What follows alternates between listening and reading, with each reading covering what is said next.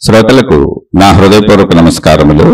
మన శ్రోతలలో ఒక సోదరుడు ప్రశ్నను పంపడం జరిగింది.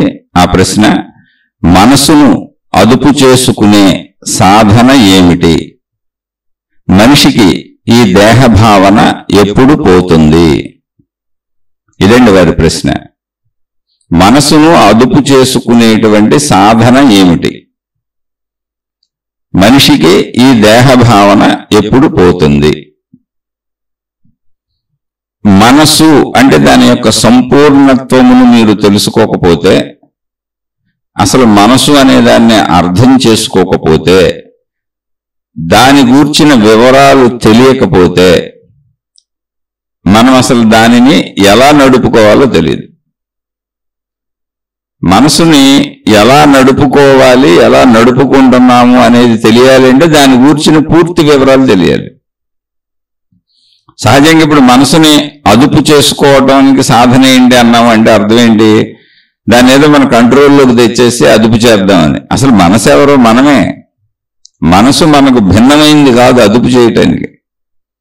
మాట్లాడుకునేటప్పుడు ఏదైనా ఆధ్యాత్మిక విషయాల్లో లేకపోతే సాధనా విషయాల్లో చెప్పేటప్పుడు అలా మాట్లాడతారు. మనసును అదుపు చేయటం, మనసును జయించటం, మనసును నిర్మూలించటం, ఇలాంటి పదాలు వాడుతూ ఉంటారు. కానీ అసలు మనసు ఎవరు? మనమే. మనసు మనకు భిన్నమైంది కాదు. మనసు మనమే. అసలు మనసు లేకపోతే ఏమవుతుంది? మనసు ఎలా పుట్టింది, ఎలా పెరుగుతుంది, ఎలా పనిచేస్తుంది? అసలు మనసు అనేది ఆగిపోతే ఏమవుతుంది? ఇది ముందు మనసు గురించి తెలిస్తే తర్వాత దాన్ని ఎలా అదుపు చేయాలనేది ఆటోమేటిక్గా అర్థమైపోద్ది. ఇదే జ్ఞానము అంటే ఏంటంటే ఒకదాని గూర్చి సంపూర్ణముగా తెలియటం, ఏదో మనకున్న భావం తెలియపోవటం కాదు. జ్ఞానము అంటే మనం ఏ విషయాన్ని పెట్టుకున్నామో ఆ విషయం గూర్చిన సంపూర్ణ ఎరుక, అది జ్ఞానం. అసలు మనసు అనగా ఏమి? మనసు మనకు భిన్నమైనదా? కాదు, మనసు నేనే. అలాగే దేహభావన మనిషికి ఎప్పుడు పోతుంది అన్నారు. దేహభావన పోతుందని అసలు ఎవరు చెప్పారు? మనిషికి దేహభావన పోతుంది అని ఎవరు చెప్పారు? ఇప్పుడు మనదంతా ఎలా ఉంటుందంటే, ఏదైనా ఒక విషయాన్ని ఎవరైనా అడిగితే అవును అన్నాం అనుకోండి, ఓహో అయితే కాదు అనే అర్థాన్ని వాళ్లే తీసేసుకుంటారు, ఇంకో దానికి ఆపాదించుకొని ఇది అవునంటే అది కాదన్నమాట అని. లేదు కాదు అన్నాం అనుకోండి, ఓహో ఇది కాదు అంటే అది అవును అన్నమాట అని తీసుకుంటారు. అలా కాదు. దేహభావన నశించడం ఉండదు. ఒకవేళ ఉంటే ఎప్పుడు ఉంటుంది అంటే దేహము నశిస్తే ఉంటుంది. దేహము లేనప్పుడు దేహభావన ఉండదు. దేహం ఉన్నంత వరకు దేహభావన ఉంటుంది. అలా దేహము గూర్చి సంపూర్ణంగా తెలుసుకోవాలి. ఇప్పుడు దేహము గూర్చి సంపూర్ణంగా తెలుసుకుంటే దేహభావన ఎప్పుడు పోద్దో తెలుస్తుంది. మనసును గూర్చి సంపూర్ణంగా తెలుసుకుంటే మనసుని ఎలా అదుపు చేయొచ్చో తెలుస్తుంది. దేని గురించి అయినా సంపూర్ణంగా తెలుసుకోవడాన్ని జ్ఞానము అంటారు. మనం చెప్పుకుంటున్న ఆధ్యాత్మిక చదువు ఆత్మజ్ఞాన చదువు అంటే అది. ఏంటది చదువు అంటే? విద్య. మన గూర్చిన మన సంపూర్ణతను తెలుసుకుంటున్నాం. దేహపరంగా, మనోపరంగా, బుద్ధిపరంగా, అహంకారపరంగా, వీటిని అన్నింటినీ నేను నేను అనుకుంటూ నడుపుతున్న ప్రాణశక్తి పరంగా. ప్రాణశక్తి లేకపోతే అసలు లేదు. ఇవేమి పనిచేయవు. అహంకారం ఉండదు, బుద్ధి ఉండదు, దేహభావన ఉండదు, మనస్సు ఉండదు. ప్రాణశక్తి ఉంటేనే ఇవన్నీ ఉన్నాయి. కాబట్టి వీటితో పాటు వీటిని అన్నింటినీ నిలిపి ఉంచుతున్న ప్రాణశక్తిని కూడా తెలుసుకోవడం మన బాధ్యత. అది మన సంపూర్ణత్వం. సంపూర్ణత్వం వైపు ప్రయాణం జ్ఞాన మార్గము. సంపూర్ణత్వం సంపూర్ణముగా తెలియటము జ్ఞానము. వాళ్ళని జ్ఞాని అంటారు. ఈ లోపల తెలుసుకుంటున్న వాళ్ళు జ్ఞాన మార్గ ప్రయాణం చేస్తున్నారు. అయితే జ్ఞాన మార్గం ఎక్కడుంది? ఇప్పుడు కర్మ మార్గం ఎక్కడుందంటే శరీరంతో మనం బయట చేసే క్రియలు ఏదైనా సరే, అది భౌతికమా ఆధ్యాత్మికమా ఏదైనా కానివ్వండి, దైవీపరమా మతపరమా ఏదైనా కానివ్వండి, శరీరంతో బయటకు చేసే పనులన్నీ కర్మ మార్గము. పనులు కనపడుతూ ఉంటాయి, శరీరం కదులుతూ చేస్తూ ఉంటుంది. భక్తి మార్గం ఎక్కడుంది అంటే మనసులో భావించుకునేవన్నీ భక్తి మార్గం. అదేదైనా కానివ్వండి, భౌతిక విషయాలు కానివ్వండి, మీ కుటుంబ విషయాలు కానివ్వండి, దైవీపరమైన విషయాలు కానివ్వండి, ఆధ్యాత్మికపరమైన విషయాలు కానివ్వండి, మనసులో భావించుకునేవన్నీ, మనసుతో చేసేవన్నీ భక్తి మార్గాలు. జ్ఞానము అంటే ఏంటి? జ్ఞాన మార్గము అంటే ఏంటి? నాలోని జ్ఞానముతో నేను పనిచేసే విధానం. శరీరంతో పనిచేయట్లేదు, మనసుతో పనిచేయట్లేదు, కేవలం నాలోని జ్ఞానముతో నేను పనిచేస్తున్నాను. జ్ఞానముతో జ్ఞానాన్ని అన్వేషిస్తున్నాను, జ్ఞానముతో అన్ని తెలుసుకునే ప్రయత్నం చేస్తున్నాను. అక్కడ శరీర మనస్సులతో కాదు. అది జ్ఞాన మార్గం. సింపుల్ అంతే. శరీరంతో చేస్తే కర్మ మార్గం, మనసుతో చేస్తే భక్తి మార్గం, జ్ఞానంతో చేస్తే నాలో ఉన్న జ్ఞానముతోనే నేను పనిచేస్తుంటే అది జ్ఞాన మార్గం. అందుకని అది నా అంతర్గతం జ్ఞాన మార్గం. శరీర మనస్సులన్నీ బయటకు కూడా వెళ్ళొచ్చు, బయట విషయాలు ఊహించుకోవచ్చు, కానీ జ్ఞానముతో నేను అసలు బయటకు వెళ్ళను. నా యొక్క సంపూర్ణతను నేను తెలుసుకుంటున్నాను. అంటే నా శరీరం ఎలా పనిచేస్తుంది, నా మనసు ఎలా పనిచేస్తుంది, నా అహంకారం ఏంటి, అసలు నాలో ఉన్న జ్ఞానం ఏంటి, నాలో ఉన్న ప్రాణశక్తి ఏంటి, నా సంపూర్ణత ఏంటి, నాలో అసంపూర్ణత ఏంటి, నాలో నశించిపోయేదేంటి, నాలో మిగిలిపోయేదేంటి, ఎప్పటికీ నశించని నాలో శాశ్వతత్వం ఏంటి. ఇదంతా నా జ్ఞానంతో నేను నన్ను చూసుకుంటున్నాను, నన్ను పరిశీలించుకుంటున్నాను, నన్ను తెలుసుకుంటున్నాను. అప్పుడు అది జ్ఞాన మార్గం. అంటే జ్ఞాన మార్గం మనిషి యొక్క అట్టడుగు పొరల్లోకి మనిషిని తీసుకెళ్లి మనిషి యొక్క సంపూర్ణతని చూపిస్తుంది. కర్మ మార్గం మనిషి శరీర కదలికలకు ముడిపడి ఉంటుంది. భక్తి మార్గం మనిషి మనో కదలికలకు ముడిపడి ఉంటుంది. సింపుల్ అంతే. ఇందులో మీరు దేన్ని అలైన్ చేసుకోవచ్చు. మనో శరీరాలు కలుపుతున్నారు అనుకోండి, కర్మ భక్తి మార్గాలు కలిసినాయి.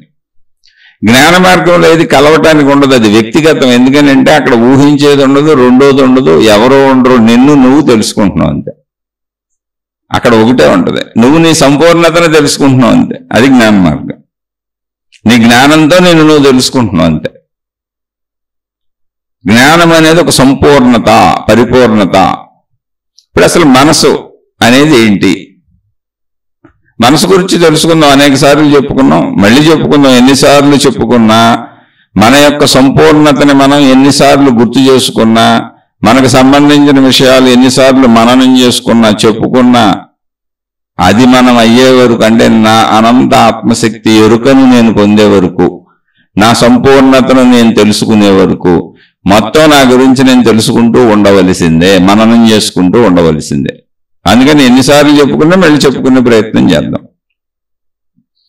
ఇప్పుడు మనసు అసలు ఏమిటి? మనసు అంటే నేనే, నాకు భిన్నమైంది ఏం కాదు. శరీరం నేనే, నాకు భిన్నమైంది ఏం కాదు. బుద్ధి నేనే, నా బుద్ధి నేనే అవుతా కదా. నా అహంకారం నేనే అవుతా కదా. నా మనసు నేనే అవుతా కదా. నా శరీరం నేనే అవుతా కదా. నా ప్రాణశక్తి కూడా నేనే అవుతా కదా. అన్ని నేనే. వీటన్నింటి కలయిక నేను. అది ఇప్పుడు మనసు గురించి అడిగారు కాబట్టి దాన్ని, మనసుని ఎలా అదుపు చేయొచ్చు అన్నారు. అసలు అదుపు చేయాలంటే ముందు దాని గురించి మొత్తం తెలిసి ఉండాలిగా. మనసు అంటే ఏమిటి అంటే మనలోని ఆలోచనల సమూహము, జ్ఞాపకాల సమూహము, మన శరీరముతో పంచేంద్రియముల ద్వారా మనము గ్రహించినటువంటి విషయములన్నీ మన లోపల ప్రాణశక్తిలో ముద్రించబడి అవి గుర్తుగా, జ్ఞాపకాలుగా మనకి గుర్తున్నాయి.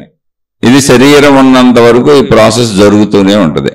శరీరము కదులుతున్నంతసేపు, అంటే పంచేంద్రియాల ద్వారా శరీరము కదులుతూ ఉన్నంతసేపు విషయాలను గ్రహిస్తూనే ఉంటుంది.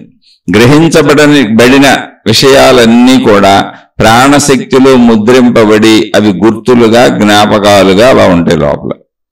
దాని పేరు మనసు. మొత్తం ఆలోచనల సమూహము, జ్ఞాపకాల సమూహము, మొత్తం లోపల ఉన్నటువంటి విషయాల సమూహము మనసు.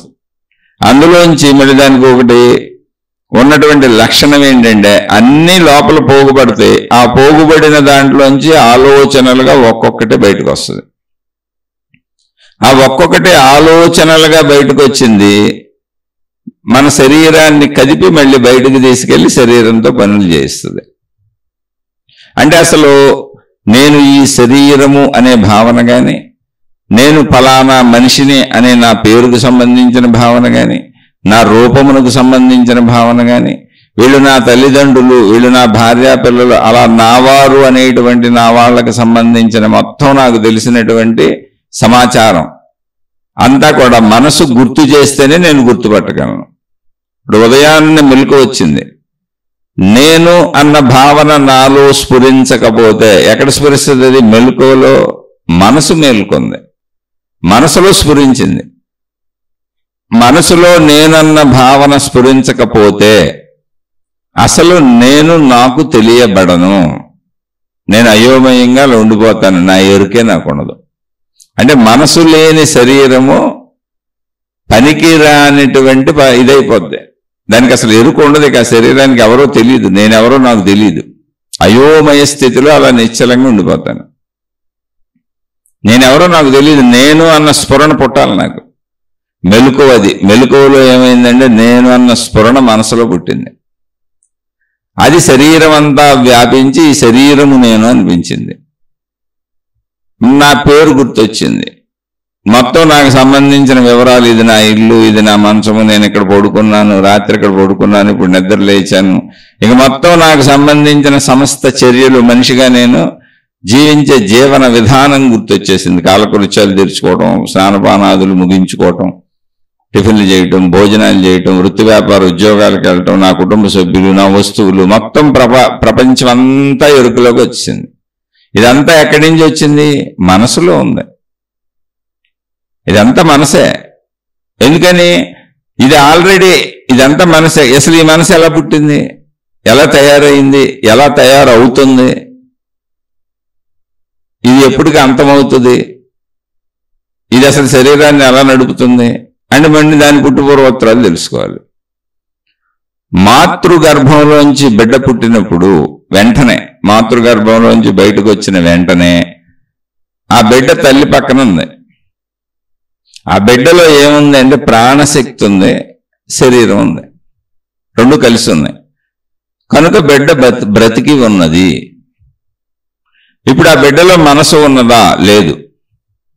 ఓన్లీ ప్రాణశక్తి ఉంది, శరీరం ఉంది.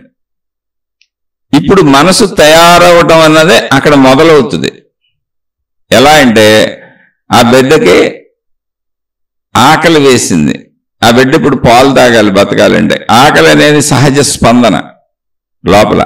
దానికి బిడ్డ ఏడుస్తుంది, అంటే స్పందిస్తుంది. ఏడుపు అనేది స్పందన. దానికి ఏడుపు అని మనం పేరు పెట్టాం, ఎందుకని అప్పటికి ఇంకా భాష రాలా, భాష నేర్చుకోలే బిడ్డ. అందుకని బిడ్డ భాష వచ్చే వరకు స్పందన అదే. అప్పుడు తల్లి తీసుకొని పట్టుకొని ఎత్తుకొని పాలు తాగిస్తుంది. పాలు తాగడం బిడ్డకు రాదు, తల్లి నేర్పుతుంది నోట్లో పెట్టి. నోట్లో పెట్టగానే ఆటోమేటిక్గా చప్పరించడం అసలు, లేదా కొంచెం పాలు అలా పెండటం కూడా చేస్తారు, నోట్లో చుక్కలు పడేటి. వాటిని స్వీకరిస్తుంది. శరీరంలో కొన్ని సహజ లక్షణాలు ఉన్నాయి, అలా అది ప్రయత్నించి అలవాటు చేసుకుంటుంది. ఇప్పుడు బిడ్డకి ఏమైంది? ఆకలి స్పందన తెలిసింది. ఇదే లోపల తనకు తనకే తెలిసింది. దానికి ఏడవడం అనేది తెలిసింది.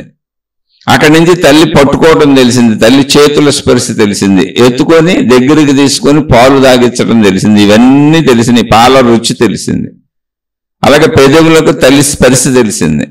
చేతులతో తల్లి పట్టుకున్నప్పుడు తల్లి స్పర్శ తెలిసింది. ఇవన్నీ తెలిసినవి అన్నీ కూడా ఎన్నుంటే అన్ని మనసులో, అంటే ప్రాణశక్తిలో ప్రింట్ అయ్యి మనసుగా లోపల సజీవంగా ఉండిపోతాయి. ఎందుకంటే ప్రాణశక్తి కలిసేటప్పటికి వాటికి సజీవత్వం వచ్చింది. ఇది ఫలానా స్పర్శ, ఇది పాల స్పర్శ, ఇది తల్లి స్పర్శ అని స్పర్శలు తెలిసినాయి. అలా దోమ కొట్టింది, చేంగ కొట్టింది, అన్ని తెలుస్తున్నాయి. అలా ఒక్కొక్కటి తెలుసుకుంటూ కళ్ళతో చూసింది, చెవులతో విన్నది, ముక్కుతో వాసన చూసింది, నాలుగుతో రుచి చూసింది, గొంతుతో మాట్లాడింది, ఇతరులు మాట్లాడిన విన్న శబ్దాలు, చర్మపు స్పర్శలు, ఇలా మొత్తం లోపల ప్రతిదీ ప్రింట్ అవుతుంది. ఆ ప్రింట్ అయినది ఇలా ఎదుగుదలలో మరలా గుర్తు చేస్తుంది. ఇంకా అక్కడి నుంచి అన్నీ, ఇంకా మనం కట్టుకునే బట్టలు, చెప్పులు, గిప్పులు, వాచీలు, ఉంగరాలు, మొత్తం నా ఇల్లు, నా వాళ్ళు, మా అమ్మ, మా నాన్న, మొత్తం అన్ని లోపల ఉన్నాయి. నువ్వేం చూస్తుంటావు, ఏం గ్రహిస్తుంటావు. గ్రహించేదంతా నిత్య మనసుగా అయింది. ఇప్పుడు కూడా అవుతానే ఉంటుంది. ఇప్పుడు మళ్ళీ మనం చేసేది మళ్ళీ మనసుగా లోపలికి వెళ్తూ ఉంటుంది. మళ్ళీ ఆ మనసు రిపీటెడ్గా మనకు అన్నింటినీ గుర్తు చేస్తూ మొత్తం అసలు మనం మెలకు వచ్చిన దగ్గర నుంచి ప్రపంచాన్ని ఎలా గుర్తుపడుతున్నాం, తల్లిదండ్రులను ఎలా గుర్తుపడుతున్నాం, భార్యాపిల్లల్ని ఎలా గుర్తుపడుతున్నాం, స్నేహితుల్ని ఎలా గుర్తుపడుతున్నాం, ప్రదేశాలు ఎలా గుర్తుపడుతున్నాం, వాహనాలు ఎలా గుర్తుపడుతున్నాం, అసలు నాకున్న వాటిని అన్నింటినీ ఒక మనిషికి కొన్ని లక్షల కోట్ల విషయాలు గుర్తుంటాయి. ఇవన్నీ ఎలా గుర్తుపడుతున్నాం అంటే మనసు వెంట వెంటనే గుర్తు చేసేస్తుంది. ఇది రోడ్డు, ఇది చెట్టు, ఈ నీళ్లు, ఇది కొండ, ఇది గుట్ట, ఇది సముద్రం, ఇది ఆకాశం, ఇవన్నీ ఎలా గుర్తున్నాయి? కోటాను కోట్ల విషయాలు గుర్తున్నాయి. ఇది మనసు వెంటనే గుర్తు చేస్తుంది. అందుకే జీవించటం, పని చేయటం కుదురుతుంది మనకి. ఇదంతా మనసు ద్వారానే జరుగుతుంది. అందుకే మీకు రాత్రి నిద్రలోకి వెళ్ళినప్పుడు ముందు శరీరం నిద్రపోయి మనసు కదులుతూ ఉంటుంది. అప్పుడు ఆ మనసు కదులుతున్నది కలలు అంటాం మనం. కాదు, అది మనోలోకంలో నిజమే. కానీ దానితో శరీరం కదలటం లేదు కనుక, అది మెలకువలో లేదు కనుక కలలు అన్నాం. అదే మెలకువలో శరీరం కదలకుండా మళ్ళీ అలాగే మనసు కదులుతూ ఉంటే ఊహలు అన్నాం, ఆలోచనలు అన్నాం. మెలకువలో కూడా జరుగుద్ది అలా. శరీరం పనిచేయట్లా, కూర్చున్నాం, ఊహలో ఆలోచనలు సాగుతూ ఉంటాయి. అది మెలకువలో. నిద్రలో అయితే దాన్నే కళ్ళ అన్నాం, అంతే, ఏం లేదు. తర్వాత నిద్రలో మనసు కూడా నిద్రపోద్ది, అంటే లీనమైపోద్ది, ప్రాణశక్తిలో కలిసిపోద్ది. అంటే మనసు కూడా నిద్రపోయింది అనుకోండి. అప్పుడు ఎక్కడికి వెళ్ళాం? ఇప్పుడు శరీరం నిద్రపోయింది, మనసు నిద్రపోయింది, ఇంకేముంది మనలో? ప్రాణశక్తి ఉంది. బిడ్డ పుట్టినప్పుడు ప్రాణశక్తి ఉందిగా. ప్రాణశక్తితో శరీరము కలిసి, లేదా శరీరముతో ప్రాణశక్తి కలిసి శరీరాన్ని కదిపి ప్రపంచములోని విషయాలను అనుభవించినప్పుడు ప్రపంచము నుంచి గ్రహించిన, అనుభవించిన విషయాలన్నీ ప్రాణశక్తిలో ముద్రింపబడి గుర్తుగా ఉండటాన్ని మనసు అన్నారు. ఆ ప్రక్రియ పేరు మనసు. అది తిరిగి అన్ని గుర్తు చేస్తూ ఉంటుంది, లేకపోతే జీవించటమే కుదరదు. కాబట్టి ఇప్పుడు మనసుని ఎక్కడ అదుపు చేద్దాం? అసలు ఎలా అదుపు చేద్దాం? మనసును అదుపు చేస్తే ఇప్పుడు అసలు మనం గుర్తించటమే పోద్దుగా. మనసుని సంపూర్ణంగా అదుపు చేసి స్విచ్ ఆపినట్టు ఆపేసామనుకోండి, ఏమవుతుందో తెలుసా? నాకు తెలియదు, అసలు నేను ఎవరో నాకు తెలియదు, నాకు గుర్తురాను. ఇప్పుడు మనసు ఏమైంది? నిద్రలో అదుపులోకి వెళ్ళిపోయింది, మొత్తం ఆగిపోయింది. గాఢ నిద్ర అంటే ఏంటో తెలుసా? అసలు మనసు మొత్తం ఆగిపోయింది, శరీరం మొత్తం ఆగిపోయింది, మనసు మొత్తం ఆగిపోయింది. అదే గాఢ నిద్ర. అందుకని నాకు అప్పుడు ఏం తెలియదు, అసలు నేనున్నట్టుగా కూడా నాకు తెలియదు. అలాగే మనసు మెలకువలో కూడా ఇప్పుడు మెలకువ వచ్చి మనసు పని చేయకపోతే నేనున్నట్టు నాకు తెలియదు, అసలు నేను ఎవరో నాకు తెలియదు, నేనున్నట్టు తెలియదు, నేను దేన్ని గుర్తుపట్టలేను, గుర్తించలేను. అలా కళ్ళు తెరిచి ఉంటాను, అంతే అయోమయంగా ఉంటుంది, ఏమీ తెలీదు. నిద్రలో ఎలా ఉందో అలాగే ఉంటుంది. అయితే నిద్రలో మనం వేటిని గమనించలేదు కాబట్టి కన్ఫ్యూజన్ ఉండదు. మెలకువలో అన్నీ చూస్తూ నేను ఎవరో నాకు తెలియట్లేదు, దేన్ని గుర్తించలేకపోతున్నాను కనుక అయోమయం, కన్ఫ్యూజన్, గందరగోళం అయిపోద్ది. కాబట్టి మనస్సు ఏంటి అంటే మనం తెలుసుకున్న, గ్రహించిన విషయాల సమూహము. అది ఎందుకు మనసుగా పేరు పెట్టి పిలిచారు దాన్ని? అది ప్రాణశక్తిలో ఎందుకు గుర్తుగా ఉంటుంది అంటే, గుర్తుగా లేకపోతే జీవించడం కష్టం, జీవితం ముందుకు సాగదు. నాకు గుర్తుండాలి, నా పేరు నాకు గుర్తుండాలి, నా రూపం నాకు గుర్తుండాలి, నా ఇల్లు నాకు గుర్తుండాలి, నా వాళ్ళు నాకు గుర్తుండాలి, నా ఊరు నాకు గుర్తుండాలి, నా ప్రదేశం నాకు గుర్తుండాలి, నాకు సంబంధించిన సమస్తము గుర్తుండాలి, సృష్టిలో నాకు తెలిసినవన్నీ గుర్తుండాలి. ఇది రోడ్డు అని నాకు గుర్తులేదనుకోండి, ఇప్పుడు వాహనం దేని మీద నడుపుకెళ్ళాలి తెలీదు. ఇది వాహనం అని గుర్తులేదనుకోండి, అసలు దాన్ని ఉపయోగించను, గుర్తు మర్చిపోతా ఉంటే ఎప్పటికప్పుడు.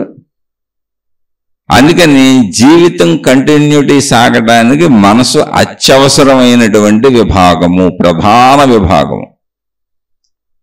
మరణ పర్యంతము 80 ఏళ్ళు, 90 ఏళ్ళు, 100 ఏళ్ళు మరణ పర్యంతరము జీవించాలి అంటే మనసు అనేటువంటిది లేకపోతే అసలు జీవితం కంటిన్యూటీ ఎవరికి సాగదు. జీవితంలో ప్రధానమైనటువంటి అంశము మనసు. కాబట్టి మనసుని జయించడం, మనసుని నిర్మూలించడం, మనసుని అదుపు చేయటం అనేవి ఊరికనే భక్తి మార్గాలలో, దైవ మార్గాలలో, ఆధ్యాత్మిక మార్గాలలో వ్యావహారికంగా చెప్పబడే పదాలే తప్ప మనసుని ఎలా అదుపు చేయాలి, ఎందుకని ఏం అదుపు చేయాలి, ఎలా అదుపు చేయాలి, ఎంతెంత అదుపు చేయాలి, ఎక్కడ అదుపు చేయాలి, ఎందుకని అసలు అది మనసు లేకపోతే నేనే లేను, నేనున్నట్టు నాకు తెలియదు. నిత్యము ప్రతినిత్యము జీవితంలో కోటాను కోట్ల విషయాలు నాకు గుర్తుండాలి. చెప్పాక ఇది రోడ్డు అని, ఇది నీరని, ఇది చెట్టని, ఇది పుట్టని, ఇది కుక్కని, ఇది పాముని అన్నీ తెలియాలి నాకు. లేకపోతే నాకు కంటిన్యూగా తెలియజేస్తుంది. అందుకే జీవితాన్ని జీవించుకుంటూ వెళ్ళిపోతున్నాం. ఒకవేళ తెలియజేయకపోతే జీవితం ఆగిపోద్ది అక్కడ. కాబట్టి మనసుని సంపూర్ణంగా అర్థం చేసుకోండి. మనసుని మనం తయారు చేసుకుంటున్నాం. పుట్టినప్పటి నుంచి మనం గ్రహించిన విషయాలు మనసైన. మనకు తెలియని విషయాలను మనసు గుర్తు చేసుకోదు. మళ్ళీ ఇప్పుడు భయం కానీ, ఆదుర్ద కానీ, కోరిక కానీ, కంగారు కానీ, ఇష్టం కానీ ఏదైనా తెలిసిన విషయాలే. ఇప్పుడు మీకు డబ్బు తెలుసు అనుకోండి, డబ్బును బాగా కోరుకుంటూ ఉండొచ్చు. మీకు భోగాలు సుఖాలు తెలుసు అనుకోండి, వాటిని బాగా కోరుకుంటూ ఉండొచ్చు. మీకు బాధలు తెలుసు అనుకోండి, వాటిని వద్దు అనుకుంటూ ఉండొచ్చు. అవే అయిష్టాలు. కొన్నిటిని వద్దు అనుకోవటం, కొన్నిటిని కావాలనుకోవటం. కావాలి వద్దు అనేటికి మధ్యలో వ్యావహారికంగా కొన్ని ఉంటాయి. అసలు వాటి కావాలి ఉండదు, వద్దు ఉండదు. ఇప్పుడు రోడ్డు మీద వెళ్తున్నాం, అది రోడ్డు అని తెలుసు. రోడ్డు కావాలి వద్దు అనే ఉంటుంది. అవసరం ఉన్నప్పుడు దాని మీద వెళ్ళాలి. అలాగే గాలి వీచింది, స్పర్శ తగిలింది, కావాలి వద్దు ఏముంది, గాలి వేస్తానే ఉంటుంది, సూర్యుడు వస్తానే ఉంటాడు, ప్రకృతి అలాగే ఉంటుంది. భూమి మీద ఉన్న అనేక విషయాలు వాటంతటా అలా సాగుతూ ఉంటాయి. వాటితో మన జీవితం కూడా సాగుతూ ఉంటుంది. మనం అత్యధికమైనటువంటి ప్రాముఖ్యత ఇచ్చిన కొన్ని విషయాలను కావాలనుకుంటాం, కొన్ని విషయాలను వద్దు అనుకుంటాం. కొన్నిటిని న్యాచురల్గా కావాలి వద్దు అనుకుంటూ జీవించుకుంటూ వెళ్ళిపోతుంటాం, అనుభవించుకుంటూ వెళ్ళిపోతుంటాం. ఇవన్నీ గుర్తుండాల్సిందే. ఇక్కడ మనము మనసును అదుపు చేయటం అని ఎవరు మాట్లాడిన ఏంటంటే భయాలు వస్తున్నాయి, వాటిని నేను అదుపు చేసుకోలేకపోతున్నాను, బాబోయ్ ఈ భయాలు నాకు వద్దు. కోరికలు అధికమైపోయినాయి, నేను తీర్చుకోలేకపోతున్నాను, అలానే వాటిని మర్చిపోలేకపోతున్నాను, వాటి కోసం ప్రయత్నిస్తున్నాను, అవి తీరటం లేదు. బాబోయ్ ఎలా ఇప్పుడు తప్పుడు పనులు చేయాలనిపిస్తుంది, చెడ్డ పనులు చేయాలనిపిస్తుంది. అవి చెడు అని తెలుసు, అవి తప్పుడు పనులు అని తెలుసు, దొరికిపోతే ఇబ్బంది అని తెలుసు, కానీ నేను ఆపలేకపోతున్నాను. ఎలా అంటే అసలు మనసు లక్షణం గుర్తు చేయటం. నువ్వు దేనిని ఎలా భావించి లోపలేసుకున్నావో అది అలాగే పనిచేస్తుంది. ఇప్పుడు ఒక కోరికని బాగా అంటే ఎంత బలంతో, బలం అంటే ఏంటో తెలుసా? మనసుకి బలము అంటే ఏంటో తెలుసా? ఒక విషయాన్ని మీరు ఎంత ఆసక్తితో, ఎంత ఇంట్రెస్ట్తో, ఎంత ఒత్తిడితో, ఎంత ఇష్టంగా లోపల బలంగా వేసుకున్నారో, అనుభవించారో అదంత బలంగా లోపల ఉంటుంది. ఒకటి. రెండు, ఒకే విషయాన్ని ఎన్ని ఎక్కువ సార్లు అనుభవించారో, ఎన్ని ఎక్కువ సార్లు మననం చేసుకున్నారో, ఎన్ని ఎక్కువ సార్లు చూశారో, విన్నారో, తిన్నారో, తాగారో, ఎన్ని ఎక్కువ సార్లు చేస్తుంటే అది అంత బలపడతా ఉంటుంది. ఎంత ఎక్కువ ఇష్టంతో తీసుకుంటే అంత బలంగా ఉంటుంది. ఎన్ని ఎక్కువ సార్లు చేస్తుంటే అంత బలంగా ఉంటుంది. అది భయమైనా అంతే, చెడైనా అంతే, మంచి అయినా అంతే, ఇష్టమైన అంతే. ఇప్పుడు భయాన్ని విపరీతమైనటువంటి ఒత్తిడితో లోపలికి తీసుకున్నాం అనుకోండి, అంత బలంగా భయం మనల్ని తిరిగి తిరిగి గుర్తు చేస్తుంటుంది. భయాన్ని పదే పదే అనేక సార్లు భయపడుతూ గుర్తు చేసుకుంటున్నాం అనుకోండి, విపరీతమైన భయం పెరిగిపోతూ ఉంటుంది. ధైర్యమైన అంతే, ధైర్యం కూడా సేమ్ అంతే. ఇష్టమైన అంతే, అయిష్టమైన అంతే, మంచి అయిన అంతే, చెడు అయిన అంతే. కాబట్టి మనసుని అదుపు చేయటం కాదు, మనసుని తయారు చేసుకుంటున్న మనమే కనుక ఆ తయారు చేసుకుంటున్న ప్రాసెస్ను గమనించండి. మనసుని తయారు చేసుకునే ప్రాసెస్ మన చేతిలో ఉంది. దానికి చెప్పాం, మళ్ళీ ఒకసారి మనం చెప్పుకుందాం జాగ్రత్తగానండి. ఇది మనమే ఎంత ఇష్టంతో, ఎంత ఆసక్తితో, ఎంత బలమైన ఇష్టంతో, ఎంత బలమైన ఆసక్తితో, ఎంత బలమైన ఒత్తిడితో ఆ విషయాన్ని లోపలికి వేసుకున్నావో అది అంత బలంగా పనిచేస్తుంది. నీ మీద తిరిగి అంత బలంగా ఒత్తిడి తెస్తుంది. వెళ్ళి మళ్ళీ అనుభవిద్దాం, మళ్ళీ తిందాం, మళ్ళీ తాగుదాం అని. ఇది ఒకటి. అలాగే ఒకే విషయాన్ని ఎన్ని ఎక్కువ సార్లు గ్రహిస్తున్నావో, ఎన్ని ఎక్కువ సార్లు అనుభవిస్తున్నావో, ఎన్ని ఎక్కువ సార్లు చూస్తున్నావో, ఎన్ని ఎక్కువ సార్లు చేస్తున్నావో ఆ ఎక్కువ సార్లను బట్టి కూడా అది బలపడిపోతూ ఉంటుంది. అది మంచి చెడు అనేది మనసుకు తెలియదు, అసలు దానికి సంబంధమే లేదు. నువ్వేం వేస్తే లోపలికి అది అలా బలపడిపోతూ ఉంటుంది. నువ్వు మంచి వేస్తే మంచి, చెడు వేస్తే చెడు, ఇష్టమైతే ఇష్టం, అయిష్టమైతే అయిష్టం, భయం అయితే భయం, ధైర్యం అయితే ధైర్యం. ఇది ఇప్పుడు ఇందులో మీరు అదుపు చేయాలనుకుంటున్న అంశాలు ఏంటి అంటే, సహజంగా భయాలు వద్దు, అయిష్టాలు వద్దు, దుఃఖాలు వద్దు, కష్టాలు వద్దు, ఎప్పుడు సుఖాలే కావాలి. ఇంకా కొంచెం మంచోళ్ళు ఎవరన్నా ఏదో ఈ ఆధ్యాత్మిక చదువు ఆత్మజ్ఞానం చదువు ఇంటూ కొంచెం మంచిగా జీవిద్దాం అనుకుంటున్న వాళ్ళు ఎవరన్నా అంటే చెడు పోగొట్టుకుందాం, చెడొద్దు. అది కూడా మళ్ళీ జ్ఞాన మార్గంలో ఉంటే అంటే ఏం చేయాలి? ఇప్పుడు మనసు నిత్య తయారీ, ప్రతిరోజు మనసు తయారవుతానే ఉంది, తయారైన మనసు తిరిగి నీకు గుర్తు చేస్తూనే ఉంది. అందుకే మీరు చూడండి, మనసు యొక్క అద్భుతాన్ని మీరు గమనిస్తే రాత్రి పడుకునే సమయానికి, నిద్రలోకి వెళ్ళే సమయానికి ఏ విషయాలను ఎక్కడ వదిలేసి నిద్రలోకి వెళ్ళామో మళ్ళీ ఉదయం లేచేటప్పుడు ఆ విషయాలను అక్కడ పట్టుకొని మళ్ళీ మొదలు పెడుతుంది. లైఫ్ కంటిన్యూటీ సాగుద్ది. నిద్ర అనేది ఒక చిన్న బ్రేక్, విశ్రాంతి అంతే. మళ్ళీ జీవితానికి కంటిన్యూటీ ఉంటుంది. ప్రతి నిద్ర చిన్న బ్రేక్ అంతే. ఆ బ్రేక్ వెనకదానికి కంటిన్యూటీగా వెళ్ళిపోద్ది మళ్ళీ మెలకు వచ్చి. అందుకే మన జీవితంలో కంటిన్యూటీ మనకు తెలుస్తూ ఉంటుంది. కంటిన్యూ మనం వెళ్తూ ఉంటాం, పెరుగుతా పెరుగుతా పెరుగుతా వెళ్తూ ఉంటాం. ఇక్కడ రోజు మనసు తయారవుతుంది, తయారైన మనసు రోజు కంటిన్యూటీలో గుర్తు చేస్తుంది.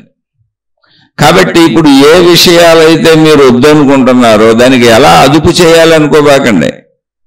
అదుపు చేయాల్సిన విషయాలను నేను ఇవి అదుపు చేయలేకపోతున్నాను, ఇవి అదుపు చేయాలి, ఈ విషయాలు మంచివి కాదు అనుకున్న వాటిని తిరిగి చేయబాకండి.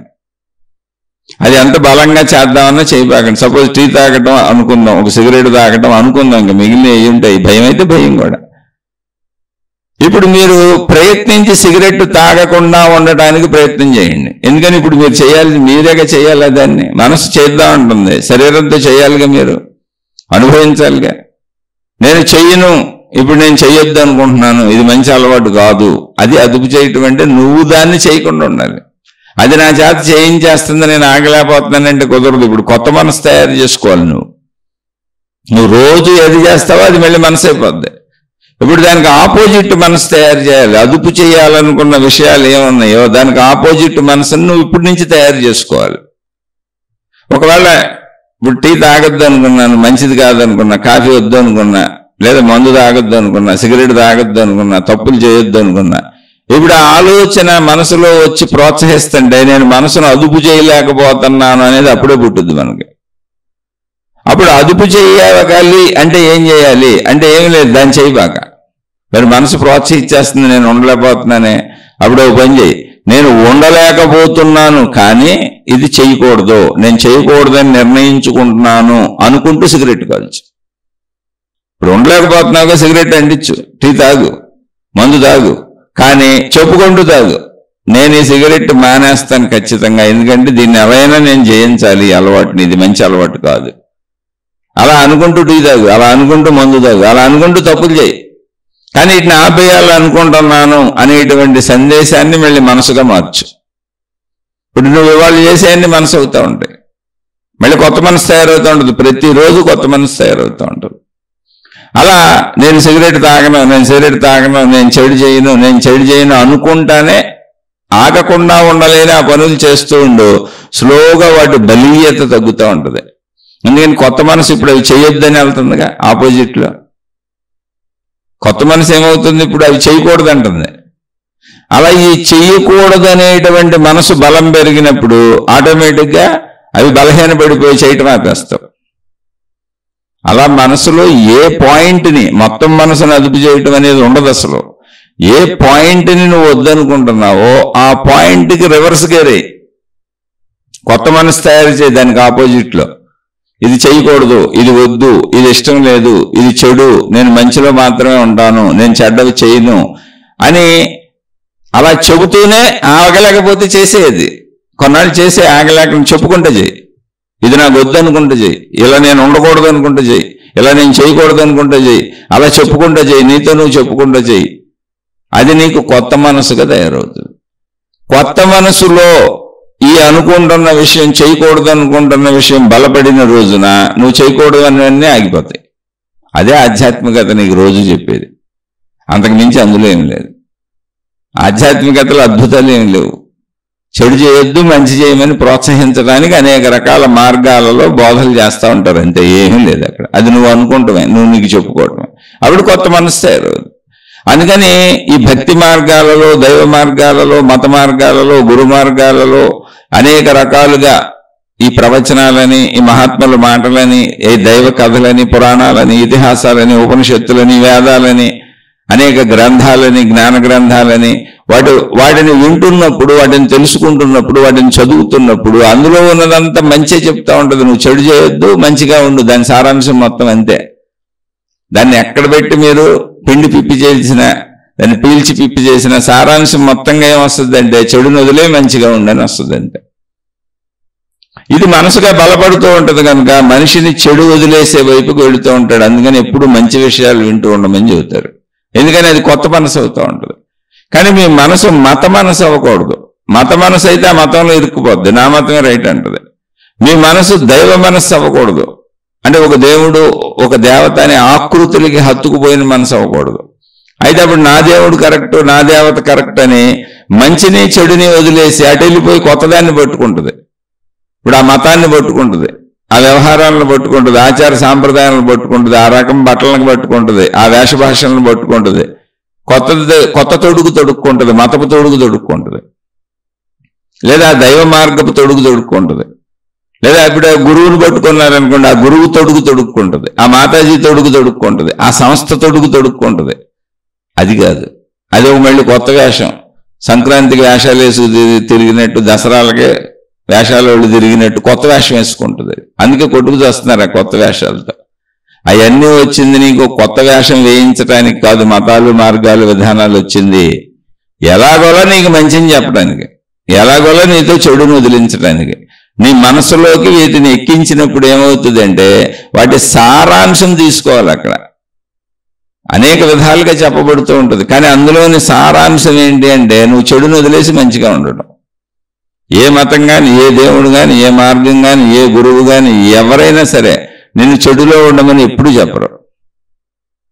నిన్ను మంచి ఆచరించొద్దని అసలు ఎవరు చెప్పరు. అన్నింటి సారాంశం చెడు వదిలేసి మంచిలోకి వెళ్ళడం. కనుక అవన్నీ వింటూ ఉండు. నీకు ఏది నచ్చితే అది వింటూ ఉండు. ఏ మార్గం నచ్చితే, ఏ మతం నచ్చితే, ఏ దేవుడు నచ్చితే, ఏ గురువు నచ్చితే, ఏ బోధలు నచ్చితే, ఏ గ్రంథాలు నచ్చితే నీ మనసుకు హత్తుకున్న వాటిని వింటూ ఉండు. అలా వింటూ వింటూ వింటూ ఉంటే ఏమవుతుంది, మంచి బలపడుతూ ఉంటుంది. మంచి బలపడి అంటే కొత్త మనసు తయారవుతూ ఉంటుంది. మంచి మనసు మళ్ళీ చెప్పే మత మనసు తయారు చేసుకున్నావు, దెబ్బతింటావు. ఇక్కడే చిన్న ప్రమాదం ఉంది. వింటూ వింటూ ఇది బాగుందని ఈ మతం కరెక్ట్ అంటావు, ఇది బాగుందని దేవుడు కరెక్ట్ అంటావు, ఇది బాగుందని పుస్తకం రాసిన ఆయన కరెక్ట్ అంటావు, ఇది బాగుందని గురువు కరెక్ట్ అంటావు, ఇది బాగుందని మాతాజీ కరెక్ట్ అంటావు. అక్కడ వాళ్ళు వెనకబడతావు, మళ్ళీ కొత్త వేషం వేసుకున్నావు. కాదు, నువ్వుగా ఉండంతే. నువ్వుగా ఉండు. నువ్వు ఏ కొత్త వేషం వేసుకోబాక, మతపు ముసుగు కప్పుకోబాక, ఆ దైవ ముసుగు అసలు కప్పుకోబాక, ఆ గ్రంథం ముసుగు అసలు కప్పుకోబాక, ఆ గురువు రూపం నువ్వు ధరించబాక. అవన్నీ ఊరుకునే డూప్లికేట్లు. నువ్వు అలా అవుతావండి. ఇప్పుడు సినిమా యాక్టర్లకు డూపులు ఉంటారు, ఒక హీరోకి డూపులు ఉంటారు బోల్డ్ మంది. ఆ హీరోలాగానే వేసి బయట రికార్డింగ్ డాన్స్లని అవన్నీ చేస్తూ ఉంటారు. వాళ్ళని చూసి నవ్వుకుంటారు, కానీ డూపుని చూస్తే నవ్వు వస్తుంది, కానీ ఒరిజినల్ హీరో అవుతావు నువ్వు. అలాగే నువ్వు ఒక దేవుడు డూపు కింద అది పులుముకుంటే, ఒక మతపు డూపు కింద అది పులుముకుంటే, ఒక గురువుకు డూపు కింద నువ్వు అది పులుముకుంటే, ఆ రంగు బట్టలు ఎన్ని వేసుకు తిరిగితే నిన్ను చూస్తే నవ్వే తప్ప, నువ్వు డూపువే తప్ప నిజం ఎందుకు అవుతావు? నువ్వు నిజం ఎవరంటే నువ్వుగా నిజం. నువ్వు మనిషివి, నువ్వుగా నిజం అంతే. అది నీకు సృష్టించిన స్థానం. నువ్వు స్త్రీవో పురుషుడివో, నువ్వు ఎక్కడున్నావో అక్కడ ఆ శరీరంతో, ఆ మనసుతో, ఆ బుద్ధితో, ఆ ప్రాణశక్తితో నువ్వుగా నిజం. నువ్వుగా ఉండి అందులోంచి, అంటే బయట నుంచి గ్రహించినవి మనసుగా ఎలా మారుతున్నాయో అందులోంచి, ఆ మతంలోంచి, ఆ మార్గంలోంచి, ఆ దేవుళ్ళలోంచి, ఆ గురువులోంచి, ఆ గ్రంథంలోంచి విషయాలను జ్ఞానంగా మలుచుకో, లోపలికి మంచిగా మలుచుకో, మనసుగా మలుచుకో. అంతే తప్ప నువ్వు ఆ రంగేసేసుకోబాక, నువ్వు కోల్పోబాక. నువ్వెప్పుడు నువ్వే, నువ్వు డూపు కావబాక. దేనికి డూపు కాదు, నువ్వే. ఎవరికి డూపు కాదు, నువ్వే. ఎంత గొప్ప వాళ్ళకి డూపు అవ్వద్దు, ఎంత తక్కువ వాళ్ళకి డూపు అవ్వద్దు. నువ్వుగా ఉండు. నువ్వుగా ఉండాలనే సృష్టిలో ప్రత్యేకముగా నీకు ఒక శరీరము, నీకు రూపురేఖలు అన్ని సపరేట్ డిజైనింగ్తో తయారు చేయబడ్డావు. నీ గొంతు నీదే. నీ గొంతును పోలిన గొంతు ఇంకోటి ఉండదు, నీ శరీరాన్ని పోలిన శరీరం ఇంకోటి ఉండదు, నీ రూపాన్ని పోలిన రూపం ఇంకోటి ఉండదు, నీ హైటు, నీ వెయిట్, మొత్తం నీ కొలతలు ఇవన్నీ నీకే సపరేట్. మొత్తం అన్నీ నీకే సపరేట్. నీలాంటి వాళ్ళు ఇంకొకళ్ళు ఉండరు. సృష్టి చెక్కిన అద్భుతమైన శిల్పం నువ్వు. నువ్వెందుకు ఆళ్ళ ముసుగులు ఏళ్ళ ముసుగులు వేసుకుంటావు? ఆ మత ముసుగు నీకెందుకు? ఆ దేవుడి ముసుగు నీకెందుకు? ఆ గ్రంథం ముసుగు నీకెందుకు? ఆ వేష భాషలు నీకెందుకు? ఆ గురువుల ముసుగులు నీకెందుకు? ఆ సంస్థల ముసుగులు నీకెందుకు? అవి వేసుకోబాక. డూపుకి వాల్యూ ఉండదు. కానీ అవన్నీ ఎందుకు ఏర్పడినాయి అంటే వాటి విషయాలను మనసుగా మలుచుకో. అందులో మంచి విషయాలన్నీ మనసుగా మలుచుకుంటే మంచి మనసు తయారవుతుంటే అనేక విషయాలు గ్రహించడం ద్వారా చెడును వదిలేయాలన్న సంకేతం దానికి అందుతూ పూర్వపు ఏర్పడ్డ చెడ్డ మనసు తొలగిపోతూ ఉంటుంది. ఎందుకని మనసు ఎప్పుడు కొత్త తయారవుతూ ఉంటుంది. మీరు అలా కొత్తది బలమైన మంచి మనసు తయారు చేసుకోవాలి. బలమైన మంచితో కూడిన మనసు తయారు చేసుకోవాలి.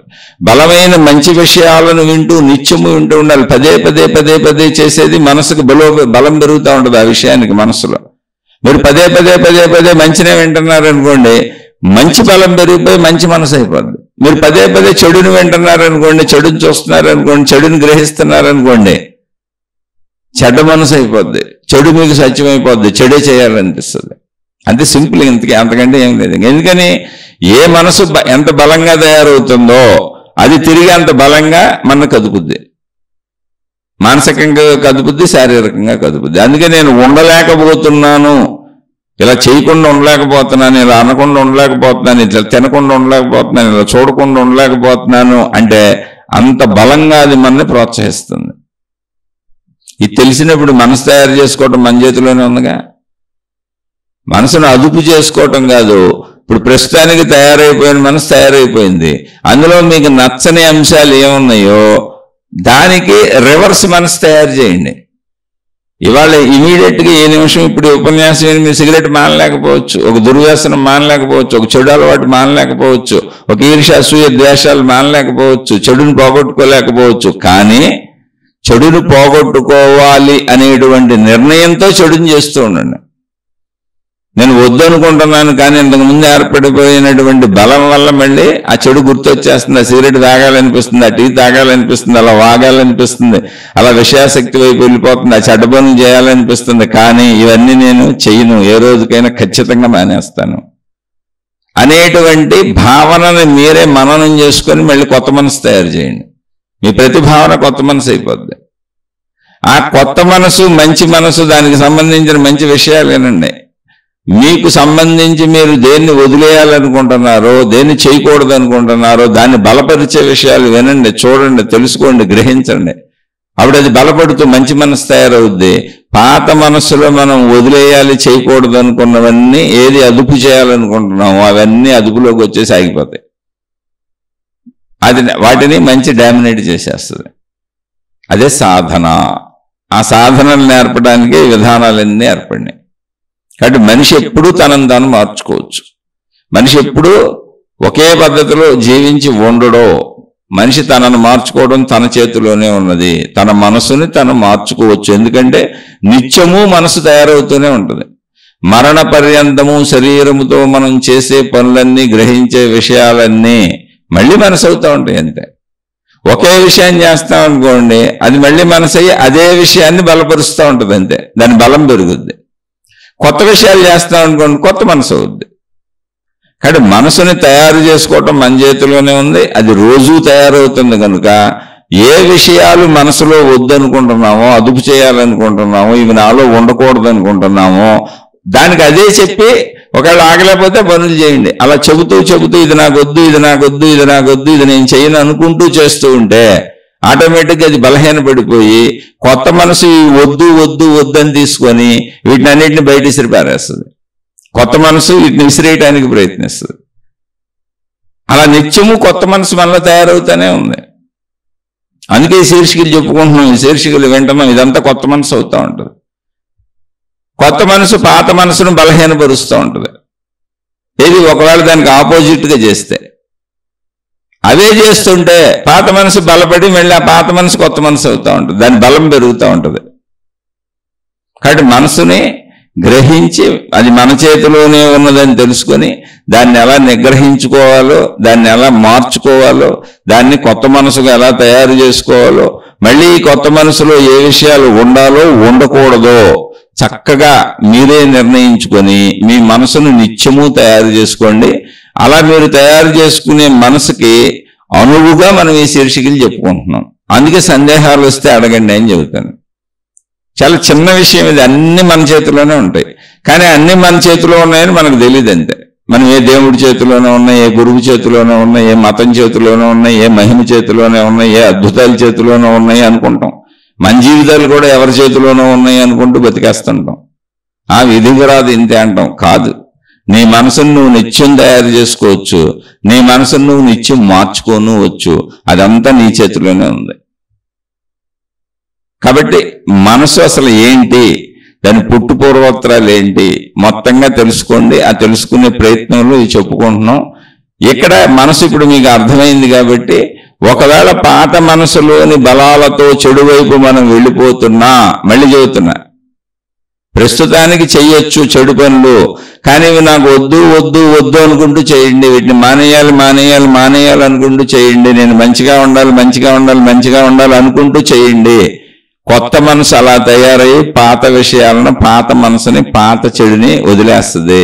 అది అదుపోయిపోద్ది. కొత్త మనసు ఫ్రెష్గా తయారవుద్ది, మంచి మనసు వస్తుంది. దానికి కొంచెం టైం పడుతుంది. ఇలా మనసును మనం మన ఇష్టం వచ్చినట్టు నడుపుకోవచ్చు, మన ఇష్టం వచ్చినట్టు తయారు చేసుకోవచ్చు. ఇదంతా మన చేతిలోనే ఉంది.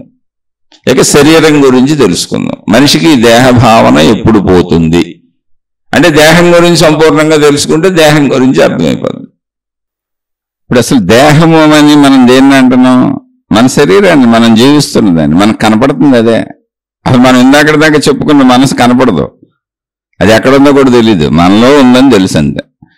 కేవలం ఆలోచనలు పుట్టడం, భావాలు అంటే ఆలోచనలో విషయాలు గుర్తుకు రావడం, భావాలు గుర్తుకు రావడం, విషయాలను గుర్తుకు తెచ్చుకోవడం అనే ప్రాసెస్ ఉండబట్టి మనసు ఉందని పేరు పెట్టుకున్నాం. కానీ నిజంగా అది ఎలా ఉందో తెలియదు, ఎక్కడుందో తెలియదు, ఎంత ఉందో తెలియదు. నిజంగా తెలిసింది ఏంటి అంటే శరీరమే. అందుకని అందరూ నేను శరీరమే అని బతకడం తప్పు కాదు. అసలు 100కి 100 పాళ్ళు సత్యం, నేను శరీరమే. దేహభావన పోతుంది అని అనుకోబాకండి. అసలు భ్రమది పోకూడదు. ఎలా పోద్ది? దేహం ఉన్నప్పుడు ఉందిగా, నిజమే కదా, అది అబద్ధమని ఎవరు చెప్పారు? అసలు దేహభావన పోదు, ఉన్నది అదే. అంటే ఈ దేహము ఎలాంటిదంటే, ఏమంటే మీరు ఆత్మశక్తి అంటున్నారు కదా, ఆత్మశక్తి భావన కలిగితే దేహభావన పోతుంది అని కొన్ని గ్రంథాలు మనం చదివినప్పుడు, కొంతమంది ఎక్స్ప్లెనేషన్ ఇస్తున్నప్పుడు, కొంతమంది దాన్ని వివరణ ఇస్తున్నప్పుడు, ఈ శరీరం నువ్వు కాదు, నువ్వు అనంత ఆత్మశక్తివి, నువ్వు ప్రాణశక్తివి, నువ్వు శరీరం కాదు అని చెబుతూ ఉంటారు. మీరు ఎప్పుడైనా గుర్తుపెట్టుకోండి, నాకు కూడా చాలా మంది కామెంట్లు పెడతా ఉంటారు. వాళ్ళు తెలివిగలవాళ్ళ, అతి తెలివిగలవాళ్ళ నాకు అర్థం కాదు. పుస్తక భాష వాడకండే. ఒక విషయం అర్థం అవ్వటం కోసం ఒక విషయాన్ని బలంగా చెబుతున్నప్పుడు ఇంకొక దాన్ని కాదు అంటే తప్ప అర్థం అవ్వదు అనే విషయంలో చెబుతారు తప్ప, ఉన్నదంతా అనంత ఆత్మశక్తే అయితే కాదు అని అసలు ఎలా అంటావు? కాదంటే రెండవది ఉంది. ఇప్పుడు శరీరం కాదు, నువ్వు అనంత ఆత్మశక్తి అన్నారనుకో, మరి శరీరాలన్నీ ఏంటి? సృష్టి లేదు, సృష్టి కాదు, ఉన్నదంతా అనంత ఆత్మశక్తి అన్నారనుకోండి, అప్పుడు సృష్టి రెండవది అయిపోతుందిగా. అక్కడ విషయం అది కాదు. సృష్టి ఆత్మశక్తే, శరీరము ఆత్మశక్తే, ప్రాణశక్తే ఆత్మశక్తే, నీ మనసు ఆత్మశక్తే, నీ బుద్ధి ఆత్మశక్తే, నీ అహంకారము ఆత్మశక్తే. కనపడుతున్నదంతా నిజమే. కనపడుతున్న దానికి ఆధారంగా కనపడంది ఉండి దాన్ని నడిపిస్తున్నది నిజమే. అన్ని నిజాలే. నాకు చాలా మంది మళ్ళీ కామెంట్లు పెడతారు, అది కాదు స్వామి, ఇది కాదు సోదరా అది అంటూ. అవి నాకు తెలియక నేను చెబుతున్నది విషయం కాదు. ఒక విషయాన్ని సరిగ్గా అర్థం చేసుకునే ప్రయత్నం చేయండి. మొన్న ఒక ఆయన కామెంట్ పెట్టాడు, ఏంటో తెలుసా? శరీరాన్ని నడిపే శక్తి వేరు, ఆత్మశక్తి వేరు, మీరు తప్పు చెబుతున్నారని కామెంట్ పెట్టాడు. ఇప్పుడు ఏం చేయాలి? ఆయనకి ఏం చెప్పాలి? ఆయనది భక్తి మార్గం, ఆయనకి ఏదో ఛానల్ పెట్టుకున్నాడు. ఆ ఛానల్ పెట్టుకున్న ఆయన ఛానల్లో ఏదో స్టోరీలు కథలు చెప్పుకుంటున్నానని పెట్టాడు. ఓన్లీ నీ స్టోరీలు నీ కథలు నువ్వు చెప్పుకోరాదు, నేను నీ ఛానల్ దగ్గరికి అసలు వచ్చానా? అంటే నేను ఎందుకు చెబుతున్నానంటే, ఇక్కడ అనేక సిద్ధాంతాలు తయారు చేశారు. ఏంటి? ఆత్మ అన్నారు, పరమాత్మ అన్నారు, జీవాత్మ అన్నారు. దీన్ని అనేక రకాలుగా చెబుతున్నారు. అంటే జీవాత్మ వేరంటారు కొందరు, పరమాత్మ వేరంటారు కొందరు. అలా రకరకాలుగా దీన్ని చీల్చి చెండాడతారు. అందుకని మనుషుల్లో కన్ఫ్యూజన్ వస్తుంది. కానీ అద్భుతంగా దీన్ని చెప్పబడిన ఏకైక సత్యం ఎవరికైనా అర్థమయ్యేది, చదువు లేని వాడికైనా అర్థమయ్యేది, సత్యమైంది కూడా. ఏంటి అంటే ఒకటే, ఉన్నదంతా ఒకే ఆత్మశక్తి, ఒకటే శక్తి. అది ఇప్పుడు శరీరాన్ని నడిపే శక్తి వేరు, శరీరం వేరు. మళ్ళీ ఈ శరీరాన్ని నడిపే శక్తి కంటే భిన్నంగా ఆత్మ ఉన్నది. ఇప్పుడు ఎన్నున్నాయి ఈ సృష్టిలో, ఎక్కడెక్కడ దాక్కున్నాయి ఇవన్నీ. ఇప్పుడు వీటినన్నింటినీ ఎవడ ఎతికి పట్టుకోవాలంటే నేను చెబుతాను గురువుని, నేనున్నాను, లేకపోతే మీకు అర్థం కాదంటాడు. ఇదంతా డీల్ చేయాల్సింది నేనేనంటాడు. మీరందరూ నా మీద ఆధారపడాలంటాడు. అటువంటి ఎవరి మీద ఆధారపడేటువంటిది జ్ఞాన మార్గము కాదు. నాకు అవన్నీ తెలుసు. ఆత్మ, జీవాత్మ, పరమాత్మ, ఒట్టాత్మ, ఇంకా బోల్డ్ రకాలుగా చెప్పుతున్నారు దాన్ని. ఎవరికి తోచినట్టు దాన్ని చీల్చి చెండాడారని చెప్పాక వేల మార్గాలు ఉన్నాయి. అతి సులువు అయిన సూటి అయిన మార్గము. ఇందులో ఏ రహస్యాలు లేవు. దీన్ని గజిబిజి లేదు, గందరగోళం లేదు. ఉన్నదొకటే అనంత ఆత్మశక్తి. ఓకే, మరి అప్పుడు శరీరం వేరు, శరీరం సత్యమే అంటున్నారు ఏంటండి? అవును, శరీరం కూడా సత్యమే. శరీరం ఆత్మశక్తి వేరని చెప్పటం లేదే. పంచభూతములు ఆత్మశక్తి యొక్క లక్షణములు. ముందు ఆ విషయం తెలుసుకోండి. అయితే మరి పైనుంచి రావాలి. నీకు ఆత్మశక్తి తెలియదుగా, అందుకని కింద నుంచి వెళ్తున్నాం మనం. కింద నుంచి వెళ్ళేటప్పుడు శరీర భావనలోంచి వెళ్ళి శక్తి గురించి చెబుతున్నప్పుడు అది లేదు కాదు అన్నట్టు మీరు అర్థం చేసుకుంటున్నారు, మీకు అనిపిస్తుంది. కొంతమంది అయితే అది నిజంగానే కాదని చెబుతున్నారు. బ్రహ్మ సత్యం, జగత్ మిథ్య. మిథ్య అంటే అర్థం లేదని కాదు, మాయా అంటే అర్థం లేదని కాదు, ఒకేలా శాశ్వతముగా ఉండదు అని. ఇప్పుడు మన శరీరం ఉంది, మనం పుట్టాం. పుట్టక ముందు మనం ఉన్నామా? లేము. చనిపోయిన తర్వాత మనం ఉంటామా? లేము. అంటే ఒకప్పుడు ఉండి ఒకప్పుడు లేకపోయేది మిథ్య, మాయ. ఎందుకని ఇప్పుడు ఉంది, చూశారు, నిజమని నమ్మారు. మీరు 4 రోజులకు ఇచ్చారు, అది లేదు, చచ్చిపోయాడు, లేదు చచ్చిపోయింది, ఆ మొక్క చచ్చిపోయింది, ఆ జంతువు చచ్చిపోయింది, ఆ మనిషి చచ్చిపోయాడు. ఇప్పుడు ఆ సత్యం ఏమైపోయింది? లేకుండా పోయింది. ఒకప్పుడు మీరు వచ్చారు, అక్కడ ఎవరు లేరు, మీరు ఎక్కడికో వెళ్ళారు, మళ్ళీ కొత్తగా ఒకడు పుట్టుకొచ్చాడు ఆ ఇంట్లో. మీరు వచ్చేటప్పుడు ఇంకొకడు వచ్చాడు. ఇప్పుడు ఇంతకు ముందు స్థితి మారిపోయింది, ఇప్పుడు ఇంకొకడు ఉన్నాడు అక్కడ. ఇంతకు ముందు లేడు, ఇప్పుడు వచ్చాడు. ఇంతకు ముందు లేనిది ఇప్పుడు ఉన్నది, ఇప్పుడు ఉన్నది మళ్ళీ తర్వాత లేకపోయేది, మళ్ళీ ఇప్పుడున్నది ఇలాగే ఉండనిది. నిరంతరం మన శరీరం మారిపోతూ ఉంటుంది, పెరిగిపోతూ ఉంటుంది, వయసు పెరుగుతూ ఉంటుంది, ఎదుగుతూ ఉంటుంది. మొక్కలంతే, జంతువులంతే, సృష్టి మొత్తం అంతే. సృష్టి అనేది పరిణామము జరుగుతూ ఉంటుంది, మార్పులకు లోనవుతూ ఉంటుంది. మార్పులకు లోనయ్యేదాన్ని మాయా, మిథ్య అనే పదములతో సూచించారు. అంతేటప్పుడు లేనిది కాదు, పనికిరానిది కాదు, తుచ్చమైనది కాదు, అసత్యము కాదు, సత్యము కూడా కాదు. అది సత్యము కూడా కాదు, మారిపోతూ ఉంటుంది. అలానే అసత్యం కాదు. మరి ఏంటది? సత్యపు అంశతో బతుకుతున్నది అంతే. అది దాన్ని ఏమంటానికి లేదు, సత్యపు అంశతోనే బతుకుతుంది. సత్యం లేకపోతే అది కూడా ఉండదు. ఆత్మశక్తి లేదా అది కూడా ఉండదు. అది కూడా ఆత్మశక్తే, కానీ అనంత ఆత్మశక్తిలా స్థిరముగా ఉండదు. అది ఎందుకని ఉండదు అంటే ఆత్మశక్తి యొక్క లక్షణముల చేత. ఏంటి దాని లక్షణములు? పంచభూతాత్మకత దాని లక్షణములు. దానిలో చలించని లక్షణము, దాని ఒరిజినాలిటీ ఏంటి అంటే ఇవి ఒరిజినాలిటీ కదా, ఇవి కూడా ఒరిజినాలిటీనే. లక్షణాలన్నీ ఒరిజినాలిటీనే. అది 5 లక్షణాలు కలిగి ఉంది, 3 గుణాలు కలిగి ఉంది, 3 శక్తులు కలిగి ఉంది. దాని 5 లక్షణాలు ఏంటి అంటే ఆకాశము దాని మొదటి లక్షణము, మొదటి స్థితి. అది మొట్టమొదటిది, అలా ఉంటుంది. అది అంతే. ఆకాశము వలె అనంత ఆత్మశక్తి ఉంటుంది. అది దాని మొదటి స్థితి, దాని మొదటి లక్షణము. అయితే మొదటి అని ఎందుకు అనవలసి వచ్చింది? ఇంకా దానిలో లక్షణాలు ఉన్నాయి. అది ఆకాశము వలె ఉంటుంది, అది మొదటి స్థితి.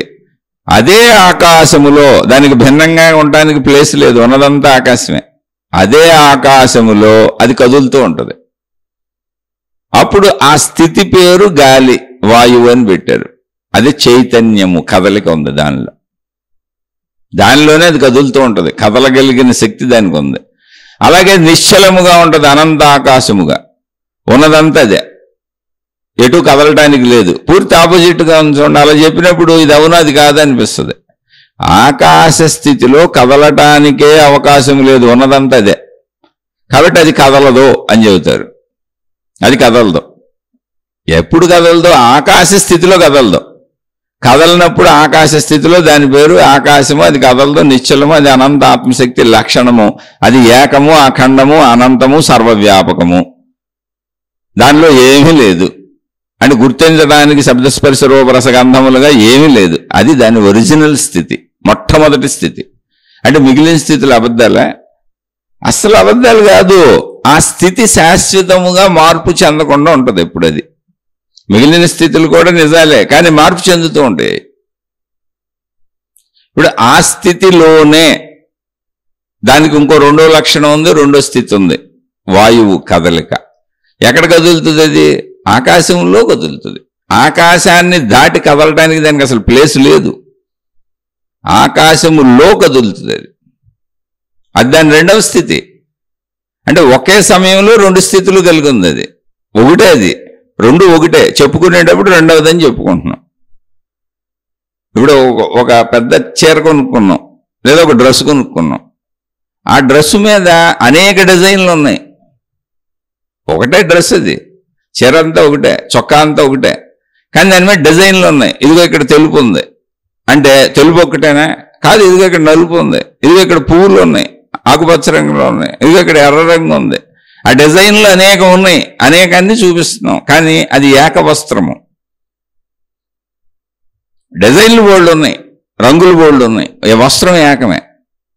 అలా అది ఏకత్వమే, అనంత ఆత్మశక్తిగా అది ఏకత్వమే. ఏకత్వమే అన్నప్పుడు దాని స్వస్వరూపం ఏంటి అంటే ఆకాశము.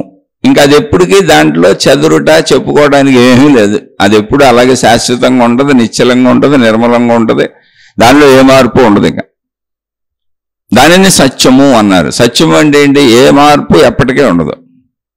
మొదట ఎలా ఉందో ఎప్పటికీ అలాగే ఉంటుంది. అసలు దానికి మొదలు చివర అనేది కూడా ఉండదు, దానికి నశింపే లేదు. అది శాశ్వతత్వం, అది సత్యము. అయితే ఇప్పుడు దాని రెండవ లక్షణము గాలి, కదులుతూ ఉంటుంది. ఆ కదలిక పేరు గాలి అని పెట్టారు, వాయువు అన్నారు. అది దానిదే రెండవ స్థితి, దానిలోనే జరుగుతుంది. ఆ ఏకవస్త్రంలోనే ఇంకో డిజైన్ ఉంది, ఆ పువ్వుల్లోనే ఇంకో పువ్వుకు ఇంకో రంగేశారు ఆ వస్త్రం మీద, ఆ చీర మీద, ఆ షర్టు మీద, ఆ షర్టు క్లాత్ మీద. క్లాత్గా అదంతా ఒకటే. అలా ఆకాశములో ఉన్న కదలిక వాయువు. ఆ ఆకాశములోనే కదులుతున్నది వెలుగు. ఆ ఆకాశం అనేటువంటి ఆ కదలిక అనేటువంటి వాయువులోనే కదులుతున్నది వెలుగు. దాని మూడవ లక్షణం అది. అయ్యేం విడివిడిగా లేవు.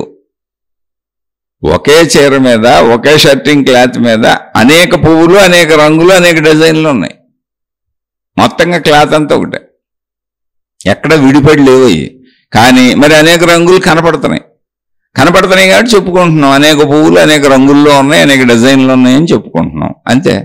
దాన్ని అర్థం చేసుకునే వాళ్ళ యొక్క కెపాసిటీ మీద ఆధారపడింది తప్ప, ఇప్పుడు ఇక్కడ ఎరుపు రంగు పువ్వు ఉన్నది అంటే నలుపు రంగు పువ్వు లేదని అర్థం కాదు. ఇక్కడ తెలుపు రంగు పువ్వు ఉన్నది అంటే అక్కడ ఎరుపు రంగు పువ్వు లేదని అర్థం కాదు. ఒకటి ఉన్నదంటే ఇంకోటి లేదని అర్థం కాదు. జాగ్రత్తగా అర్థం చేసుకోవాలి. అన్ని దానిలోనే ఉన్నవి అని అర్థం. అన్నీ ఆ ఒకటిలోనే ఉన్నవి.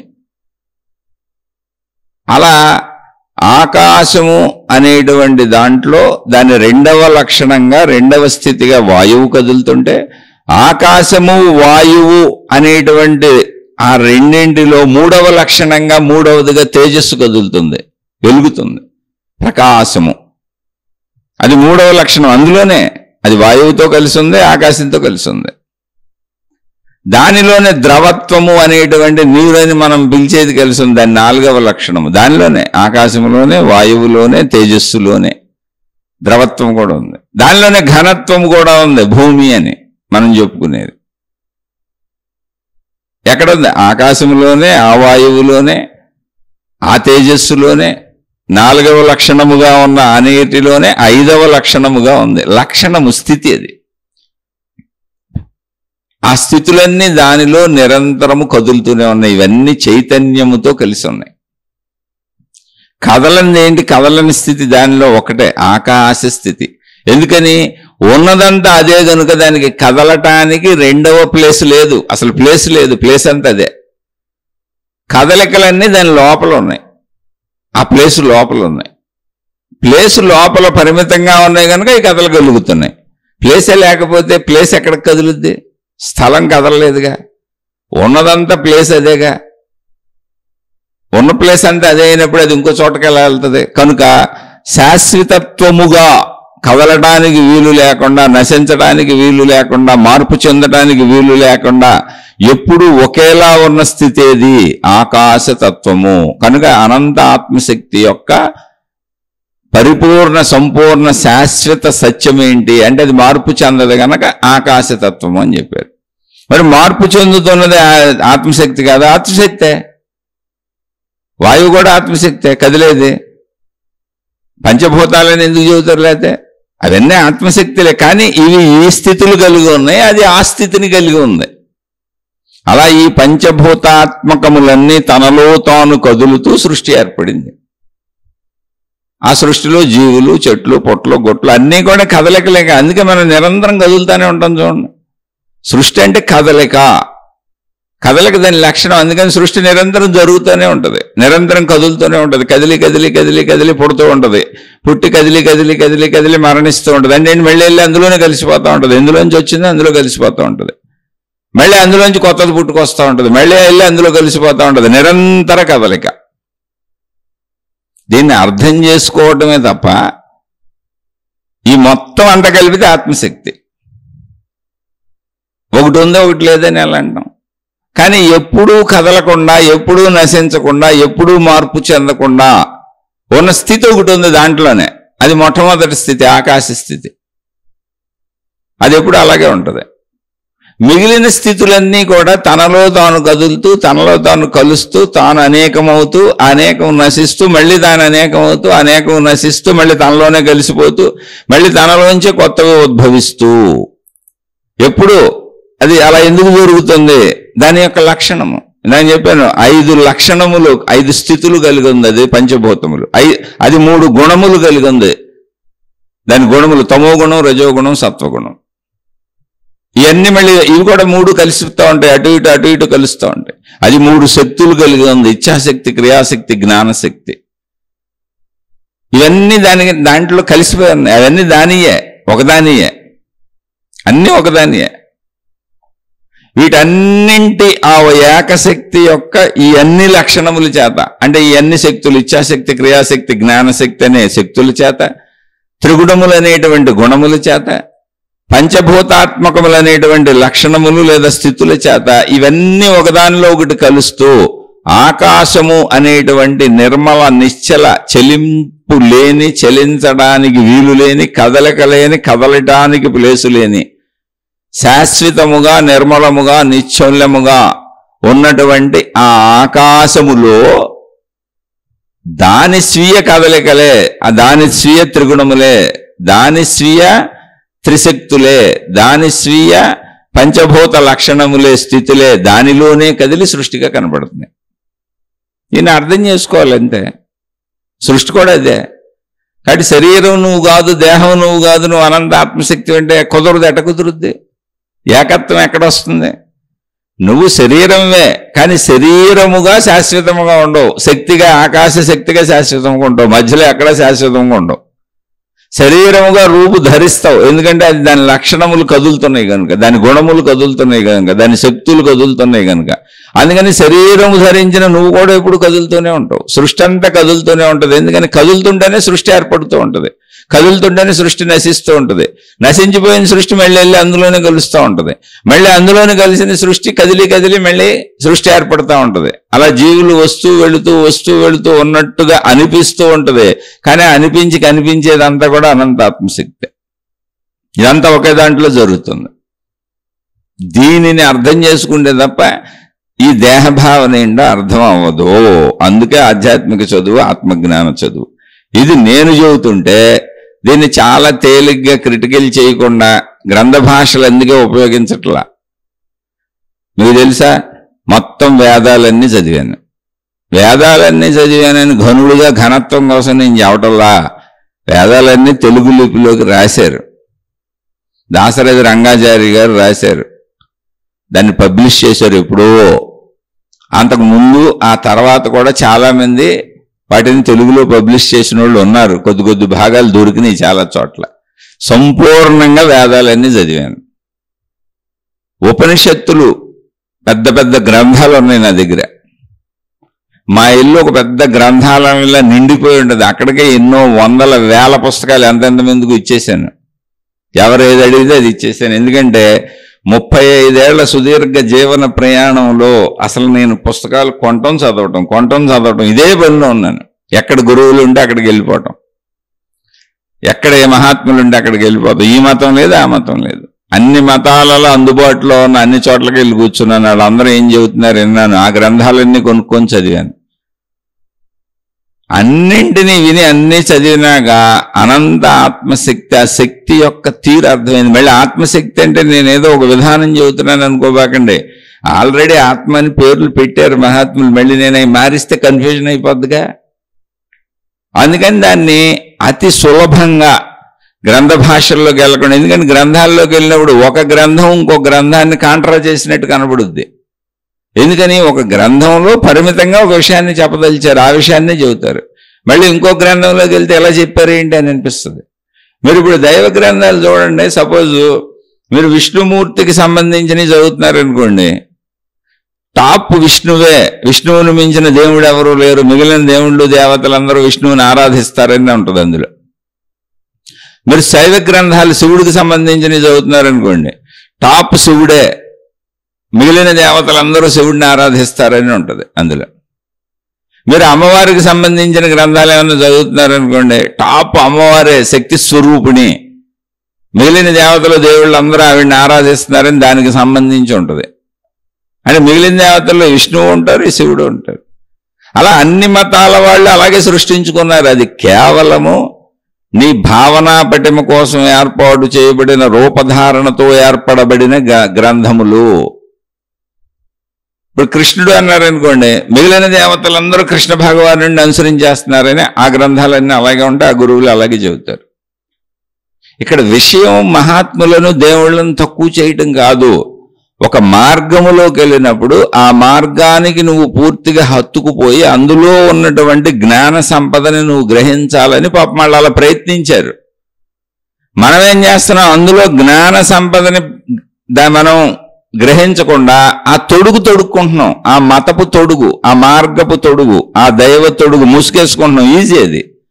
ఆ దైవములా మనం కూడా ఆకారం ధరించేసి ముసుగేసేసుకొని మేమందరం ఈ దైవానికి సంబంధించిన వాళ్ళం చక్కగా ఒక ముసుగేసుకుంటున్నాం. ఆ ఆకృతిని తయారు చేసుకుంటున్నాం మన శరీరం పైన. ఎందుకంటే తేలికది, బొట్లు పెట్టుకోవడం తేలిక, రంగు బట్టలు కట్టుకోవడం తేలిక, ఆ విధానాలు అంటే ఆహార వేషధారణ తేలిక. గుణమార్పు జ్ఞానం కష్టం, అంతరంగంలోకి వెళ్ళాలి. కానీ అవన్నీ వచ్చింది గుణమార్పు కోసం, జ్ఞానం కోసం. నువ్వు బయట ఏ వేషాలు వేసుకున్నా ఉపయోగం లేదు, నువ్వు జుట్టు ఉంచినా ఉపయోగం లేదు, పెంచినా ఉపయోగం లేదు, తీసేసినా ఉపయోగం లేదు, నువ్వు ఏ రకం రంగు బట్టలు కట్టుకున్నా ఉపయోగం లేదు. అవన్నీ ఉపయోగాలు ఉంటే ఆల్రెడీ కట్టుకున్న వాళ్ళందరూ ఏదోటి పొందేసేవాళ్ళుగా, ఉన్నవాళ్ళందరూ ఏదోటి కట్టుకున్నోళ్ళు, ఏదోటి పెట్టుకున్నోళ్ళే. ఖచ్చితంగా తెలుసుకోండి అది. అందుకే మతాలన్నీ కూడా మీరు ఏది పట్టుకుంటే, వాళ్ళు ఏ దేవుణ్ణి పట్టుకుంటే మా దేవుడే హైలైట్ అని చెబుతారు, ఈ దేవుడే గొప్ప అని చెబుతారు. ఆ దేవుడి దగ్గర మిగిలిన దేవుళ్ళందరినీ తెచ్చి పడుకోబెట్టేస్తారు వీళ్ళు. ఇప్పుడు ఘర్షణలు అక్కడే మొదలైనాయి. ఇప్పుడు ఘర్షణలు కూడా మొదలైనాయి, అందుకే కొట్టుకు చేస్తున్నారు. ఒక దేవుణ్ణి పెట్టుకుంటారు, ఆ దేవుడికి మిగిలిన దేవుళ్ళందరూ దాసోహం, మిగిలిన మతాలన్నీ దాసోహం అని చెబుతారు వీళ్ళు. అప్పుడు మిగిలిన మతాల వాళ్ళకి కోపం వస్తుంది, మిగిలిన దేవుళ్ళ వాళ్ళకి కోపం వస్తుంది. ఏంటి మా దేవుణ్ణే తక్కువ చేసేస్తావా అని. ఇదంతా మానవ బుద్ధి, మానవ బుద్ధిలో ఉన్నటువంటి వైపరీత్యము. అందుకని నేను ఈవెన్ దేవుళ్ళను మతాలనే కాదు, ఆత్మశక్తిని చెప్పే విధానాలలో, ఆత్మజ్ఞాన విధానాలను కూడా అనేక విధాలుగా చేశారు. ఆత్మ అంటారు, పరమాత్మ అంటారు, జీవాత్మ అంటారు, ఈ పేర్లన్నీ ఉన్నాయి. పంచకోశాలు అంటారు, షట్చక్రాలు అంటారు, యోగాలు అంటారు, కుండలిని యోగం అంటారు, ఎన్ని రకాలు చేశారో.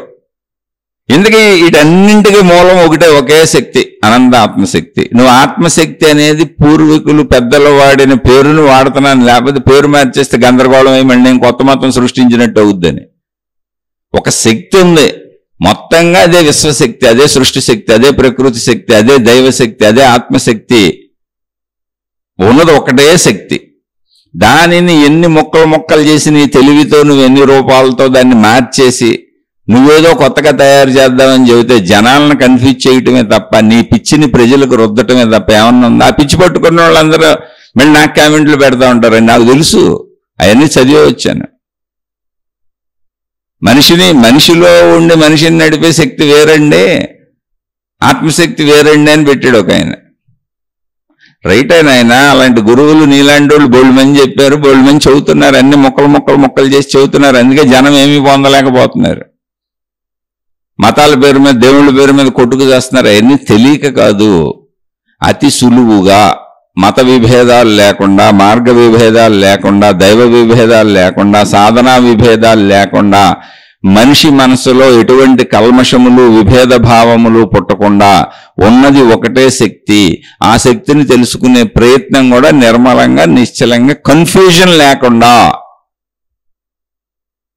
ఎక్కువ తెలివిని ప్రజ్ఞను ఉపయోగించవలసిన అవసరం లేకుండా చక్కగా నీలో ఉన్న శక్తిని నువ్వు తెలుసుకోవడానికి చదువు రాని వాళ్ళు సైతం, వృద్ధులు సైతం, ముసలివాళ్ళు సైతం, వినగలిగిన వాళ్ళు సైతం, చిన్నపిల్లలైనా సరే మాతృభాషలో, వాడుక భాషలో సహజంగా వినగలిగిన వాళ్ళందరికీ అర్థమయ్యి వాళ్ళు దాన్ని గ్రహించాలని ఉన్న సత్యాన్ని ఉన్నట్టు చెబుతున్నా.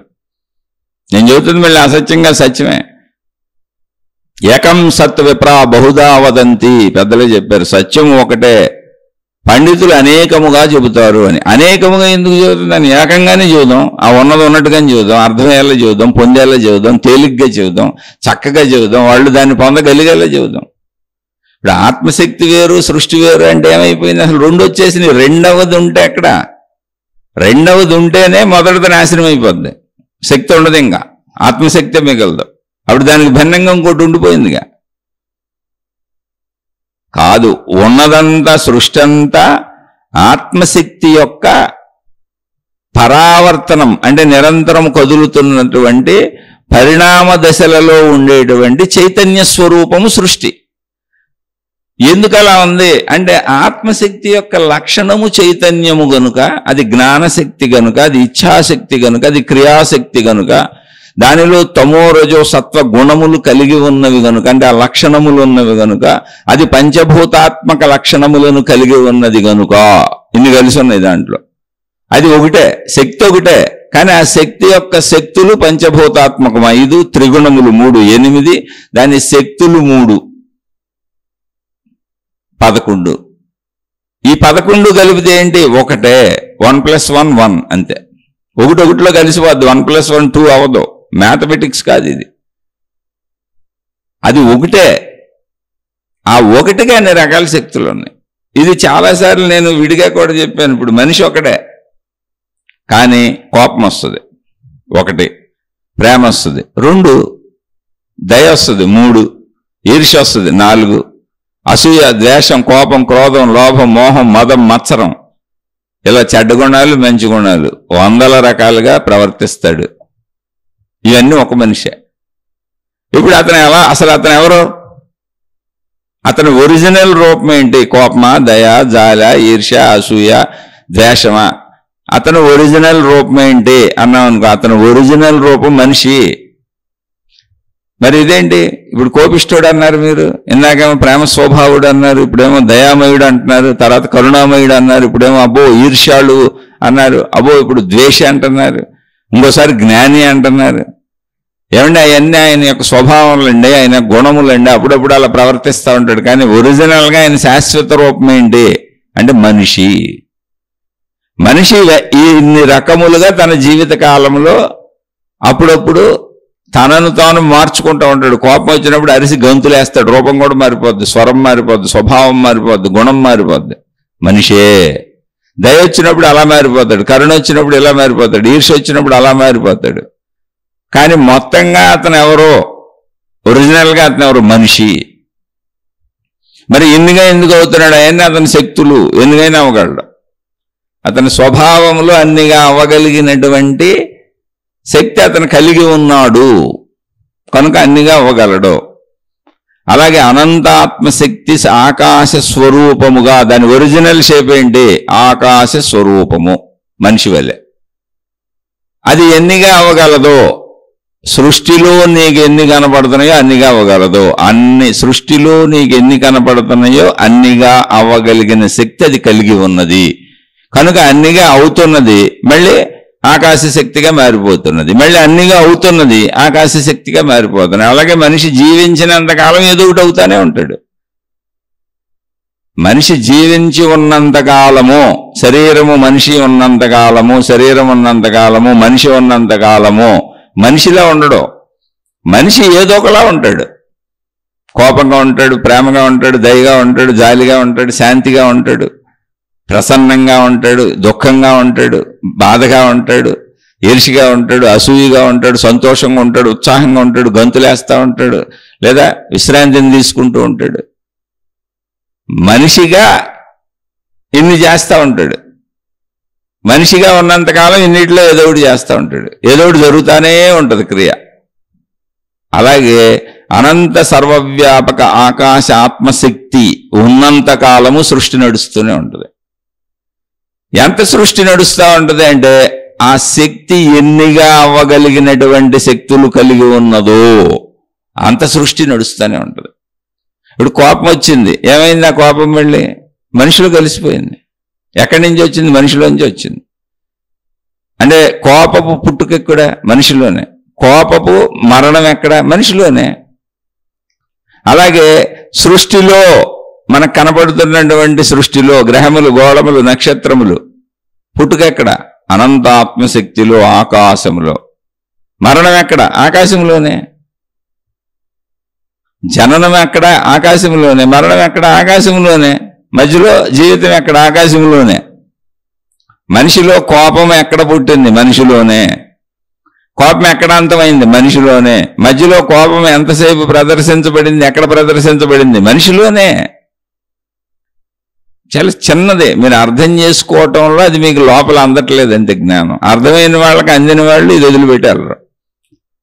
ఇంకా ఈ ఆత్మని జీవాత్మని చేద్దాం, పరమాత్మని చేద్దామని చక్కగా మాంసం కొట్టేళ్ళు కన్నా మాంసాన్ని ముక్కలు ముక్కలుగా కొట్టుకుంటూ కత్తి పెట్టి నరుక్కుంటూ వెళ్ళినట్టు, లేదా కూరగాయలని తరిగేసి ముక్కలు ముక్కలు చేసేసినట్టు ఆత్మశక్తిని అనేక ముక్కలు చేసి మా పాండిత్యంతో దాన్ని రకరకాలు చేసేసి మీకు అర్థం అవ్వకుండా చేసేస్తామనే వాళ్ళు చేసుకోండి, మీ మార్గం అది. కానీ ఆ కామెంటులు తెచ్చి ఇక్కడ పెట్టకండి. నేను చక్కగా సామాన్యులకు అర్థం అవ్వాలని సామాన్య వాడుక భాషలో సత్యాన్ని ఉన్నదన్నట్టుగా వాళ్ళని చూపిస్తున్నాను. మీ పుస్తక భాష, పాండిత్య భాష తేబాకండి. మీ గురువుల భాష, మీ మార్గాల్లో మీరు వెళ్ళమని చెప్పాక నేను మీ మార్గాలకు ఎవరికన్నా వచ్చానా? ఎవరిదన్నా తప్పు రైట్ అని నేను అంటున్నాను? అసలు నాకేం పని? ఎవరి పేరన్నా చెబుతున్నానా? కానీ మీకు తెలిసిన సత్యం నిజం అనుకొని ఇందులో దూర్పోబాకండి అంటున్నా. అర్థమైన వాళ్ళు అర్థం చేసుకుంటారు, అర్థం కాని వాళ్ళకి క్షమించండి, వదిలేయండి, వెళ్ళిపోండి అని కూడా చెబుతున్నా. అయినా కూడా కామెంట్లు పెడుతున్నారంటే ఇంక మీ లోపల ఒక మూర్ఖపు జ్ఞానం ఎంత ఉందో చూడండి. అది మూర్ఖపు జ్ఞానం అంటే మాదే సత్యము అని. ఇటువంటి మూర్ఖుల వలన ఘర్షణలు వస్తూ ఉంటాయి. మత ఘర్షణలో, మార్గ ఘర్షణలో, దైవ ఘర్షణలో, గురు ఘర్షణలో, జ్ఞాన ఘర్షణలో విభేదాలు, కొట్టుకు చావడాలు వచ్చేది ఇటువంటి మూర్ఖుల వలన.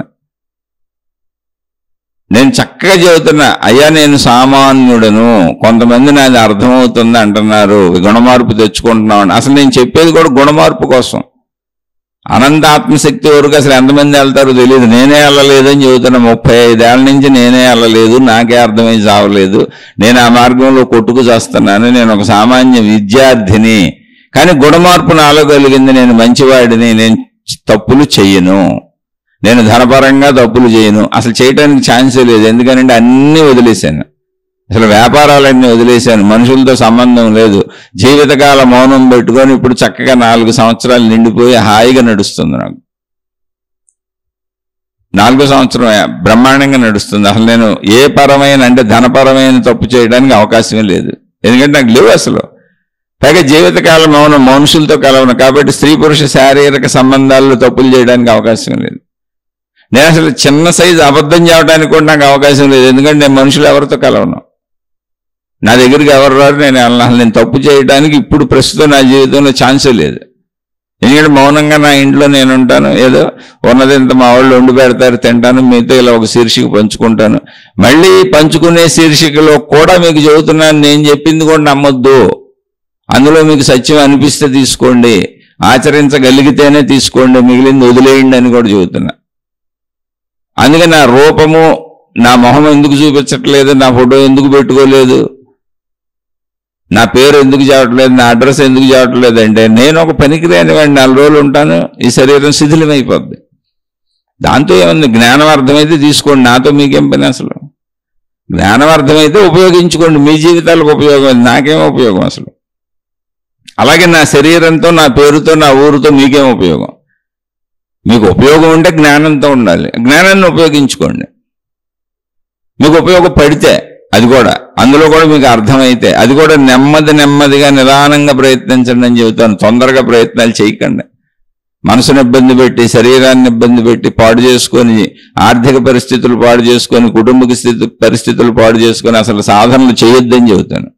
ఎందుకంటే నీ భౌతిక జీవితం ముందు బాగుంటేనే నువ్వు సాధనలో ముందుకు వెళ్ళగలుగుతావు, లేదా వెళ్ళలేవు నువ్వు. ఎంత చెప్పి నేను సామాన్యుడిని అని చెప్పి చెబుతుంటే మళ్ళీ కామెంట్లు పెడతాను. నాకేం ఆవేదన కాదు, అసలు నాకు ఏ బాధ లేదు. బోల్డ్ మంది ఉంటారు ప్రపంచంలో, కొట్టుకే చచ్చిపోతున్నారు. కానీ ఎందుకు అనవసరంగా ఏమి మీ శ్రమ వృధా చేసుకుంటున్నారు? మళ్ళీ ప్రయత్నించి మరి వచ్చి ఇది కాదు అది అని ఎందుకు చెప్పదలిచారు నాకు అర్థం కాలేదు పాపం. ఇంకా ఈ మూర్ఖపు విధానం ప్రపంచంలో పోదు. ఆ మూర్ఖుల గురించి ఆలోచించటం మానేయాలంటే. ఎంత దూరం వెళ్ళిన వాళ్ళు ఉంటారు. ఇది ఎందుకు చెబుతున్నానంటే మీరు ఇప్పుడు ఈ మూర్ఖతతో అర్థం చేసుకుంటే, అందుకే నేను నా బొమ్మ పెట్టలా, అందుకే నేను నా పేరు చెప్పట్లా, అందుకే దీనికి ఒక విధానంగా క్రియేట్ చేయలా, అందుకే దీనికి ఒక పద్ధతో, ఒక సంస్థ, ఒక పీఠం వేయలేదు నేను. ఎందుకనంటే ఏదేసినా ఇది మళ్ళీ ఇంకో దాంతో ఘర్షణ పడుతుంది. కాదు, ఏ ఘర్షణలు లేని మనుషులు కావాలి. ఒక 4 తయారైన చాలు. మొత్తం విశ్వాన్ని విశ్వంగా అంగీకరించే 4 మనుషులు ఉంటే చాలు. మత భేదాలు లేకుండా, కుల భేదాలు లేకుండా, జాతి భేదాలు లేకుండా, మనుషులంతా ఒక్కటే అనేటువంటి, మొత్తం అందరూ నాలాంటి వాళ్లే అనేటువంటి విజ్ఞానాన్ని పెంచుకున్న 4 మనుషులు తయారైన వాళ్ళతో ప్రపంచానికి చాలా మేలు జరుగుద్ది. ఎందుకంటే వాళ్ళు బతికినంతకాలం కనీసం 4తో ఘర్షణ పడకుండానే ఉంటారు. అందరినీ ఒకే రకంగా చూడగలుగుతారు. అది చెప్పదలిచాను. అందుకని నన్ను నేను కూడా చూపించుకోవట్లేదు.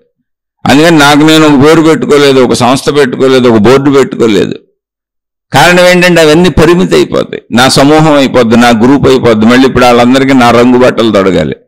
మళ్ళీ నేను ఒక వెరైటీ బొట్టో గిట్టో వాళ్ళకి ఒకటి తయారు చేయాలి, కట్టు బొట్టు తీరు తెన్ను. ఎందుకంటే ఇది నాదేం తెలియాలిగా. అలా కాదు. అలా చేస్తే ఏమవుతుందంటే ముక్కలు అయిపోద్ది. ఉన్న సత్యాన్ని చీల్చేసి మనుషులందరినీ ముక్కలుగా నరికేసి, కులాలు, మతాలు, జాతులు ఎలా నరికేసుకున్నామో ఆధ్యాత్మికతలు అలా నరికేసుకొని ఇదే సత్యమని వాళ్ళకి నేర్పినప్పుడు పాపం తెలియని అమాయక స్థితిలో ఇదే సత్యం అనుకొని వాళ్ళు అసత్యంలోకి వెళ్ళి ఘర్షణలు పడిపోతూ ఉంటారు. ఏమీ పొందలేరు. ఇప్పుడు జరుగుతుంది అదే ప్రపంచంలో ఎక్కువ శాతం. అలాని మంచోళ్ళు లేరు అనుకోబాగని చక్కగా ఉన్నారు. అందుకని సత్యాన్ని తెలుసుకోవడానికి కొంచెం కష్టపడండి, అర్థం చేసుకునే ప్రయత్నం చేయాలి. జిజ్ఞాసువులకే చెప్పమన్నారు. నేను అందుకే చెబుతున్నా, వేరే వాళ్ళు వినబాకండి, మీ మార్గాల్లో మీరు హాయిగా వెళ్ళిపోండి. ఎన్నో మార్గాలు ఉన్నాయి. లోకో భిన్న రుచి, అనేకమైన రకమైనటువంటి ఇష్టములు ఉన్నవాళ్ళు ఉంటారు. మీ మార్గాల్లో మీరు సాగిపోండి. దీన్ని అర్థం చేసుకోగలిగిన వాళ్ళు అర్థం చేసుకొని చెబుతున్న ఆత్మశక్తి యొక్క అనేక లక్షణములు. ఎన్ని లక్షణములు అంటే సృష్టిలో ఎన్ని కనపడుతున్నాయో, గ్రహములు, గోళములు, నక్షత్రములు, బయట మనకు తెలిసిందంతేగా. భూమిలో మానవ జాతి, వృక్షజాతి, జంతు జాతి, కొండలు, గుట్టలు, నదులు, సముద్రాలు, జడ పదార్థాలు అంటాం. అలా ఎన్ని కనపడుతున్నాయో అన్నిగా అవ్వగలిగినటువంటి శక్తి ఏక అనంత ఆత్మశక్తికి ఉన్నది. అవన్నీ అందులోనే అవుతున్నాయి. ఒక మనిషికి కోపం వచ్చిపోయినట్టు, దయ వచ్చిపోయినట్టు, దయ ఎక్కడ పుట్టింది? మనిషిలోనే పుట్టింది. ఎక్కడ మరణించింది? మనిషిలోనే మరణించింది. మధ్యలో ఎక్కడ ఉంది ఎంతసేపు దయ? మనిషిలోనే ఉంది. అలాగే సృష్టి ఎక్కడ పుట్టింది? అనంత ఆకాశతత్వంలోనే పుట్టింది. అది దాని మొదటి స్థితి. అదే ఆత్మశక్తి అన్నారు. అంతే. సృష్టి ఎక్కడ కొనసాగుతున్నది? అనంత ఆత్మశక్తిలోనే.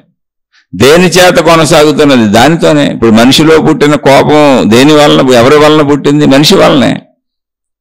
మనిషిలో పుట్టిన దయ ఎవరి వలన పుట్టింది? మనిషి వలనే. మనిషిలో పుట్టిన ఏ దుర్గుణము గాని చెడు గుణము గాని వ్యక్తీకరించబడింది ఎవరి వలన పుట్టింది? మనిషి వలనే. ఎవరిలో పుట్టింది? మనిషిలోనే.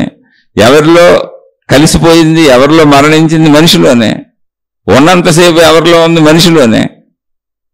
సేమ్ సృష్టి, సేమ్ ఫార్ములా. మీలోదే మీ ఎలా జరిగిందో సేమ్ ఫార్ములా ఆత్మశక్తిలో జరుగుతుంది, ఆకాశతత్వంలో జరుగుతుంది. ఆత్మశక్తి అనేది పేరే, ఆకాశం అనేది పేరే. కానీ ఆకాశం అక్కడ కనపడుతుందిగా, అది శక్తి స్వరూపం. దానికి ఎన్ని శక్తులు ఉన్నాయంటే తాను అనేకము అవ్వగలదు. అది దాని శక్తులు ఇందాకే చెప్పాను. ఎన్ని శక్తులు అంటే సృష్టిలో ఎన్ని కనబడితే అన్ని అయ్యి మళ్ళీ అది కలిసిపోతూ ఉంటుంది, మళ్ళీ అవుతూ ఉంటుంది, మళ్ళీ కలిసిపోతూ ఉంటుంది. అవే మనం జనన మరణాలుగా తీసుకున్నటువంటి ఒక ఆయు ప్రమాణం, ఒక పరిమితిగా, శరీరం యొక్క సైజు ఒక పరిమితిగా కలిగినటువంటి మనుషులు మనం. ఇప్పుడు చెప్పుకుంటున్న వాళ్ళ మనుషులు అందుకని మన స్థాయిలో చెప్పుకుంటాం, విశ్వస్థాయిలో గ్రహించలేంగా. కానీ జ్ఞానంతో దాన్ని స్థాయిలో గ్రహించటమే ఆధ్యాత్మికత. ఆ శక్తి మనిషికి ఉంది. ఇక దాన్ని చీల్చి చెండాడేసి ఈ దేవుళ్ళు, ఆ దేవతలు, ఆ రకాలు, ఈ రకాలు, ఆత్మలో పరమాత్మలో జీవాత్మలని బొమ్మలేసి ఎన్ని చెప్పుకోవచ్చు. పంచకోశాలు చెప్పొచ్చు, షట్చక్రాలు చెప్పొచ్చు, ఎన్ని రకాలైంది చెప్పొచ్చు. అబ్బో, అసలు వేల మార్గాలు సృష్టించారు ఇక్కడ. ఇప్పుడు ఈ వేల మార్గాలలో ప్రయాణించడానికి సామాన్యులు అందరి వల్ల అవుతుందా? అవుతుంది. వెళ్ళేవాళ్ళు వెళ్తున్నారా, ఘర్షణలు పడుతున్నారు. దానిని కొంచెంగా తేలికగా చెబుతున్నాను అంతే, ఏమీ లేదు. అది ఉన్న సత్యంతోనే. అది అనంత ఆత్మసత్యము, అనంతమైనటువంటిది ఆత్మశక్తి అనే దాన్ని ప్రతిపాదించారు మహాత్ములు. దాన్ని ఎందుకు గందరగోళపరుచుకోవటం? చక్కగా చెప్పారు దాని లక్షణములు సృష్టి, అంతే తప్ప సృష్టి విభిన్నముగా లేదు. కాబట్టి శరీరము నేను కాదు, ఈ దేహభావన మనిషికి ఎప్పుడు పోతుంది? అది సోదరుడు అడిగింది. దేహభావన మనిషికి పోదు. మీరు చూడండి, ఒక బోర్డు మీద ఒక చాక్పీస్తో చిన్న గీత గీశారు. ఒక గీత గీశారు, చిన్న గీత పెద్ద గీత ఏమన్నా గీత గీశారు.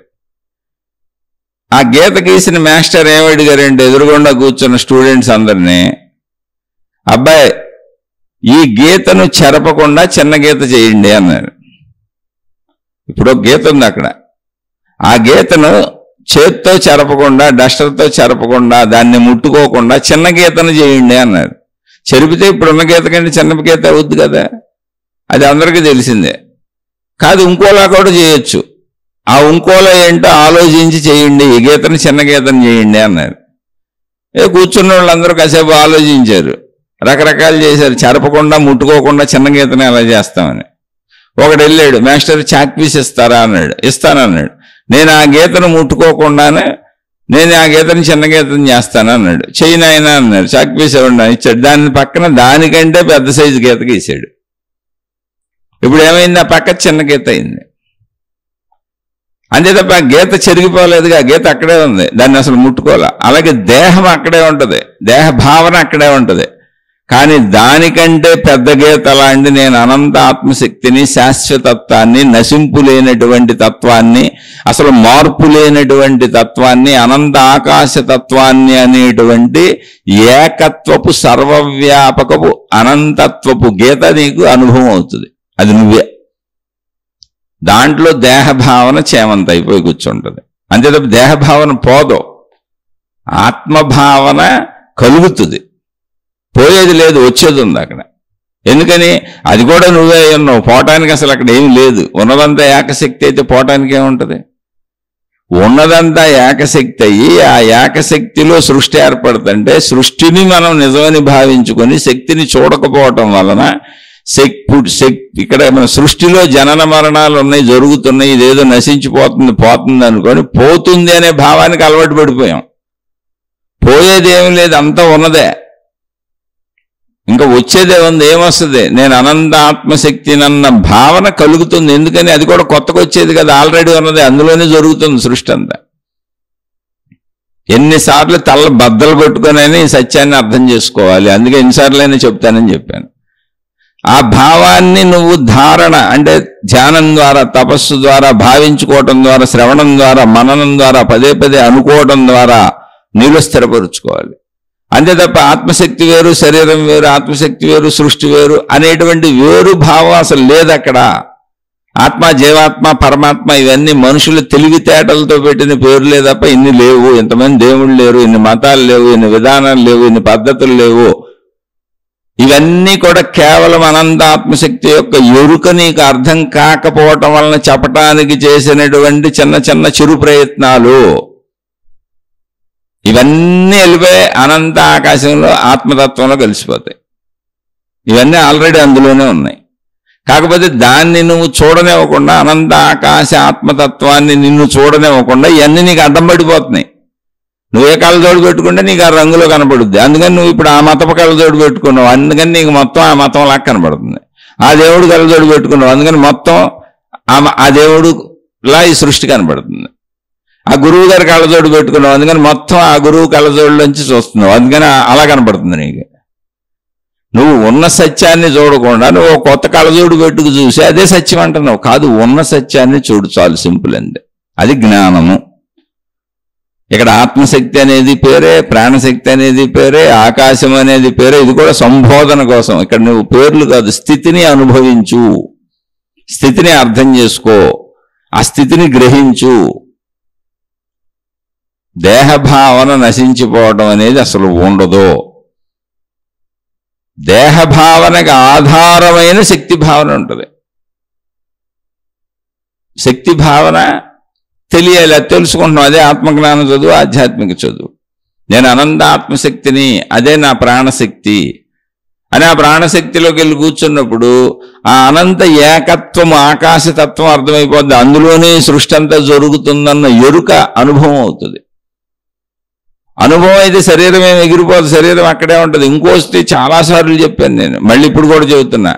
శరీరం అనే గ్రహణ యంత్రము లేకుండా అసలు నువ్వు తెలుసుకోలేవు. అంటే ఇది ఎలాంటిదంటే, బల్బు లేదు, కరెంట్ ఉంది, ఉపయోగం ఏముంది? ఫ్యాన్ లేదు, కరెంట్ ఉంది, ఉపయోగం ఏముంది? వస్తువు లేదు, కరెంట్ ఉంది, ఉపయోగం ఏముంది? బల్బు తెచ్చాం, కరెంట్ ఉంది, కనెక్షన్ ఇచ్చాం, బల్బు వెలిగింది, వెలుతురు వచ్చింది. ఫ్యాన్ తిరిగింది, గాలి వచ్చింది. ఏసీ పనిచేసింది, చల్లదనం తగిలింది. అంటే కరెంట్ ఉందని తెలియాలి అంటే వస్తువు ఉండాలి. వస్తువు లేదా కరెంట్ ఉందని అసలు నీకు తెలియని కూడా తెలియదు. కరెంటు ఉంది అని తెలియాలంటే వస్తువు ఉండాలి. అలాగే అనంత ఆత్మశక్తి ఎరుక నేను అనుభవించి నాకు ఉందని తెలియాలి అంటే శరీరం అనేటువంటి వస్తువు ఉండాలి. అందుకని సృష్టి జరుగుతుంది. అంటే అనంత ఆత్మశక్తి తనను తాను అనుభవించుకుంటుంది. అంతే, అనేకముగా తనను తాను అనుభవించుకుంటుంది, నేను ఉన్నాను అని. అదే శరీరము లేనప్పుడు ఉన్నానన్న ఎరుక కూడా ఉండదు. అందుకే నిద్రాస్థితిలో మనకు ఉన్నానన్న ఎరుక కూడా ఉండదు. ఆకాశతత్వంలో సర్వవ్యాపక ఆత్మశక్తిగా దానికి ఉన్నానన్న ఎరుక కూడా ఉండదు. సృష్టి ఎందుకు జరుగుతుందంటే ఆన్సర్ ఏంటి అంటే, అనంత ఆత్మశక్తి తనను తాను ఉన్నాను అన్న భావనగా అనేకముగా అనుభవించుకుంటుంది. అదే అలా అనుభవించుకోవడానికి సృష్టిగా నువ్వు ఇప్పుడు ఆ శక్తిని పొంది, ఎరుకను పొంది, నేను అనంత ఆత్మశక్తిని నేను తెలుసుకున్నావు అనుకో, అనుభవించినట్టు. అది అనుభవాలకి తనను తాను అనుభవించుకోవటానికి అది తనలోనే జరుగుతున్న సృష్టి. అది శరీరం లేకపోతే నువ్వు గ్రహించలేవు, గుర్తించలేవు. కాబట్టి శరీరం అత్యవసరం. అసలు శరీర భావన పోదు. ఒకవేళ శరీర భావనలో నువ్వు నేను అనంత ఆత్మశక్తిని అన్న ఎరుకను పొంది శరీరం మృత్యువుకు లోనైపోయింది, దాని ఆయువు తీరి, ఇక ఆ తర్వాత మళ్ళీ నీకు నేను అనంత ఆత్మశక్తిని అని తెలియదు. అసలు శరీరం ఉంటేనే తెలుస్తుంది. బల్బు మాడిపోయింది, ఇంకా బల్బు వెలగదు, వెలుతురు రాదు. మళ్ళీ నువ్వు కొత్త బల్బు తెచ్చి పెడితేనే. ఒకవేళ మళ్ళీ నేను అనంత ఆత్మశక్తిని అన్న ఎరుకను పొందాలంటే నువ్వు మళ్ళీ శరీరం ధరించాల్సిందే. అందుకని సృష్టి ఎప్పుడు ఆగదు, అనంతంగా సాగుతూనే ఉంటుంది. సృష్టికి ఆగటం ఉండదు. ఎందుకు ఆగదు అంటే అనేక రీతులలో శక్తి తనను తాను అనుభవించుకుంటుంది, నేను ఉన్నానన్న భావాన్ని కలిగించుకుంటుంది తనకు తాను. అదే సృష్టి. సృష్టిగా శక్తి తనను తాను అనుభవించుకుంటున్నది. కాబట్టి సృష్టిగా ఉన్న నువ్వు నీ యొక్క స్వస్వరూపమైన అనంత ఆత్మశక్తిని తెలుసుకొని నిన్ను నువ్వు అనుభవించుకో, నీ సంపూర్ణత్వాన్ని తెలుసుకో, పరిమితిలో ఇరుక్కుపోబాక. అది సత్యం అంతే, అంతకంటే ఇక్కడ ఏం సత్యం లేదు. కాబట్టి దేహభావన పోతుందా అంటే దేహభావన దేహంతో పోద్ది. దేహం ఉన్నంత వరకు దేహభావన ఉంటుంది. దేహం ఉన్నంత వరకు, దేహభావన ఉన్నంత వరకు అనంత ఆత్మశక్తిని అనుభవించటానికి, తెలుసుకోవటానికి అవకాశం ఉంటుంది. దేహం పోతే అవకాశం కూడా ఉండదు. బల్బు లేకపోతే కరెంట్ ఉన్నా ఉపయోగం లేదు, వెలుతురు రాదు. ఫ్యాన్ లేకపోతే కరెంట్ ఉన్నా ఉపయోగం లేదు, ఫ్యాన్ తిరగదు, గాలి రాదు. కాబట్టి కరెంట్ అనే శక్తిని వినియోగించుకోవాలంటే వస్తువులు ఉండాలి. అలాగే అనంత ఆత్మశక్తి ఎరుకను నేను పొంది అనుభవించాలంటే నాకు శరీరం ఉండాలి. శరీరం ఉన్నంత వరకు అనంత ఆత్మశక్తి ఎరుకనే నేను పొందటానికి, అనుభవించటానికి, గ్రహించటానికి వీలుగా ఉంటుంది. ఒకవేళ నేను గ్రహించిన అనంత ఆత్మశక్తిని అని నేను శరీరం అన్న భావన నాకు అసలు పోదు, శరీరం ఉన్నంత వరకు పోదు. ఎందుకని? అది పోతే మళ్ళీ నేను అనంత ఆత్మశక్తిని అన్న భావన కూడా పోద్ది. కాబట్టి జీవన్ముక్త స్థితిలో నాకు రెండు స్థితులు తెలుస్తూ ఉంటాయి. శరీర భావన ఎప్పుడు పోతుంది అంటే శరీరం మరణించినప్పుడు శరీర భావన పోతుంది, అంతే. చక్కగా మీరు అర్థం చేసుకోండి. ఇందులో మళ్ళీ మీకు ఏమన్నా అర్థం కాకపోతే తప్పకుండా అడగండి, మళ్ళీ ఎన్నిసార్లైనా చెబుతాను. ఎవరికి అర్థమయ్యి అర్థం చేసుకుంటూ ఆ స్థితిని పొందడానికి ప్రయత్నిస్తూ, అర్థమైన వాళ్ళకి మాత్రమే, అది కూడా మళ్ళీ ప్రయత్నించే వాళ్ళకి మాత్రమే.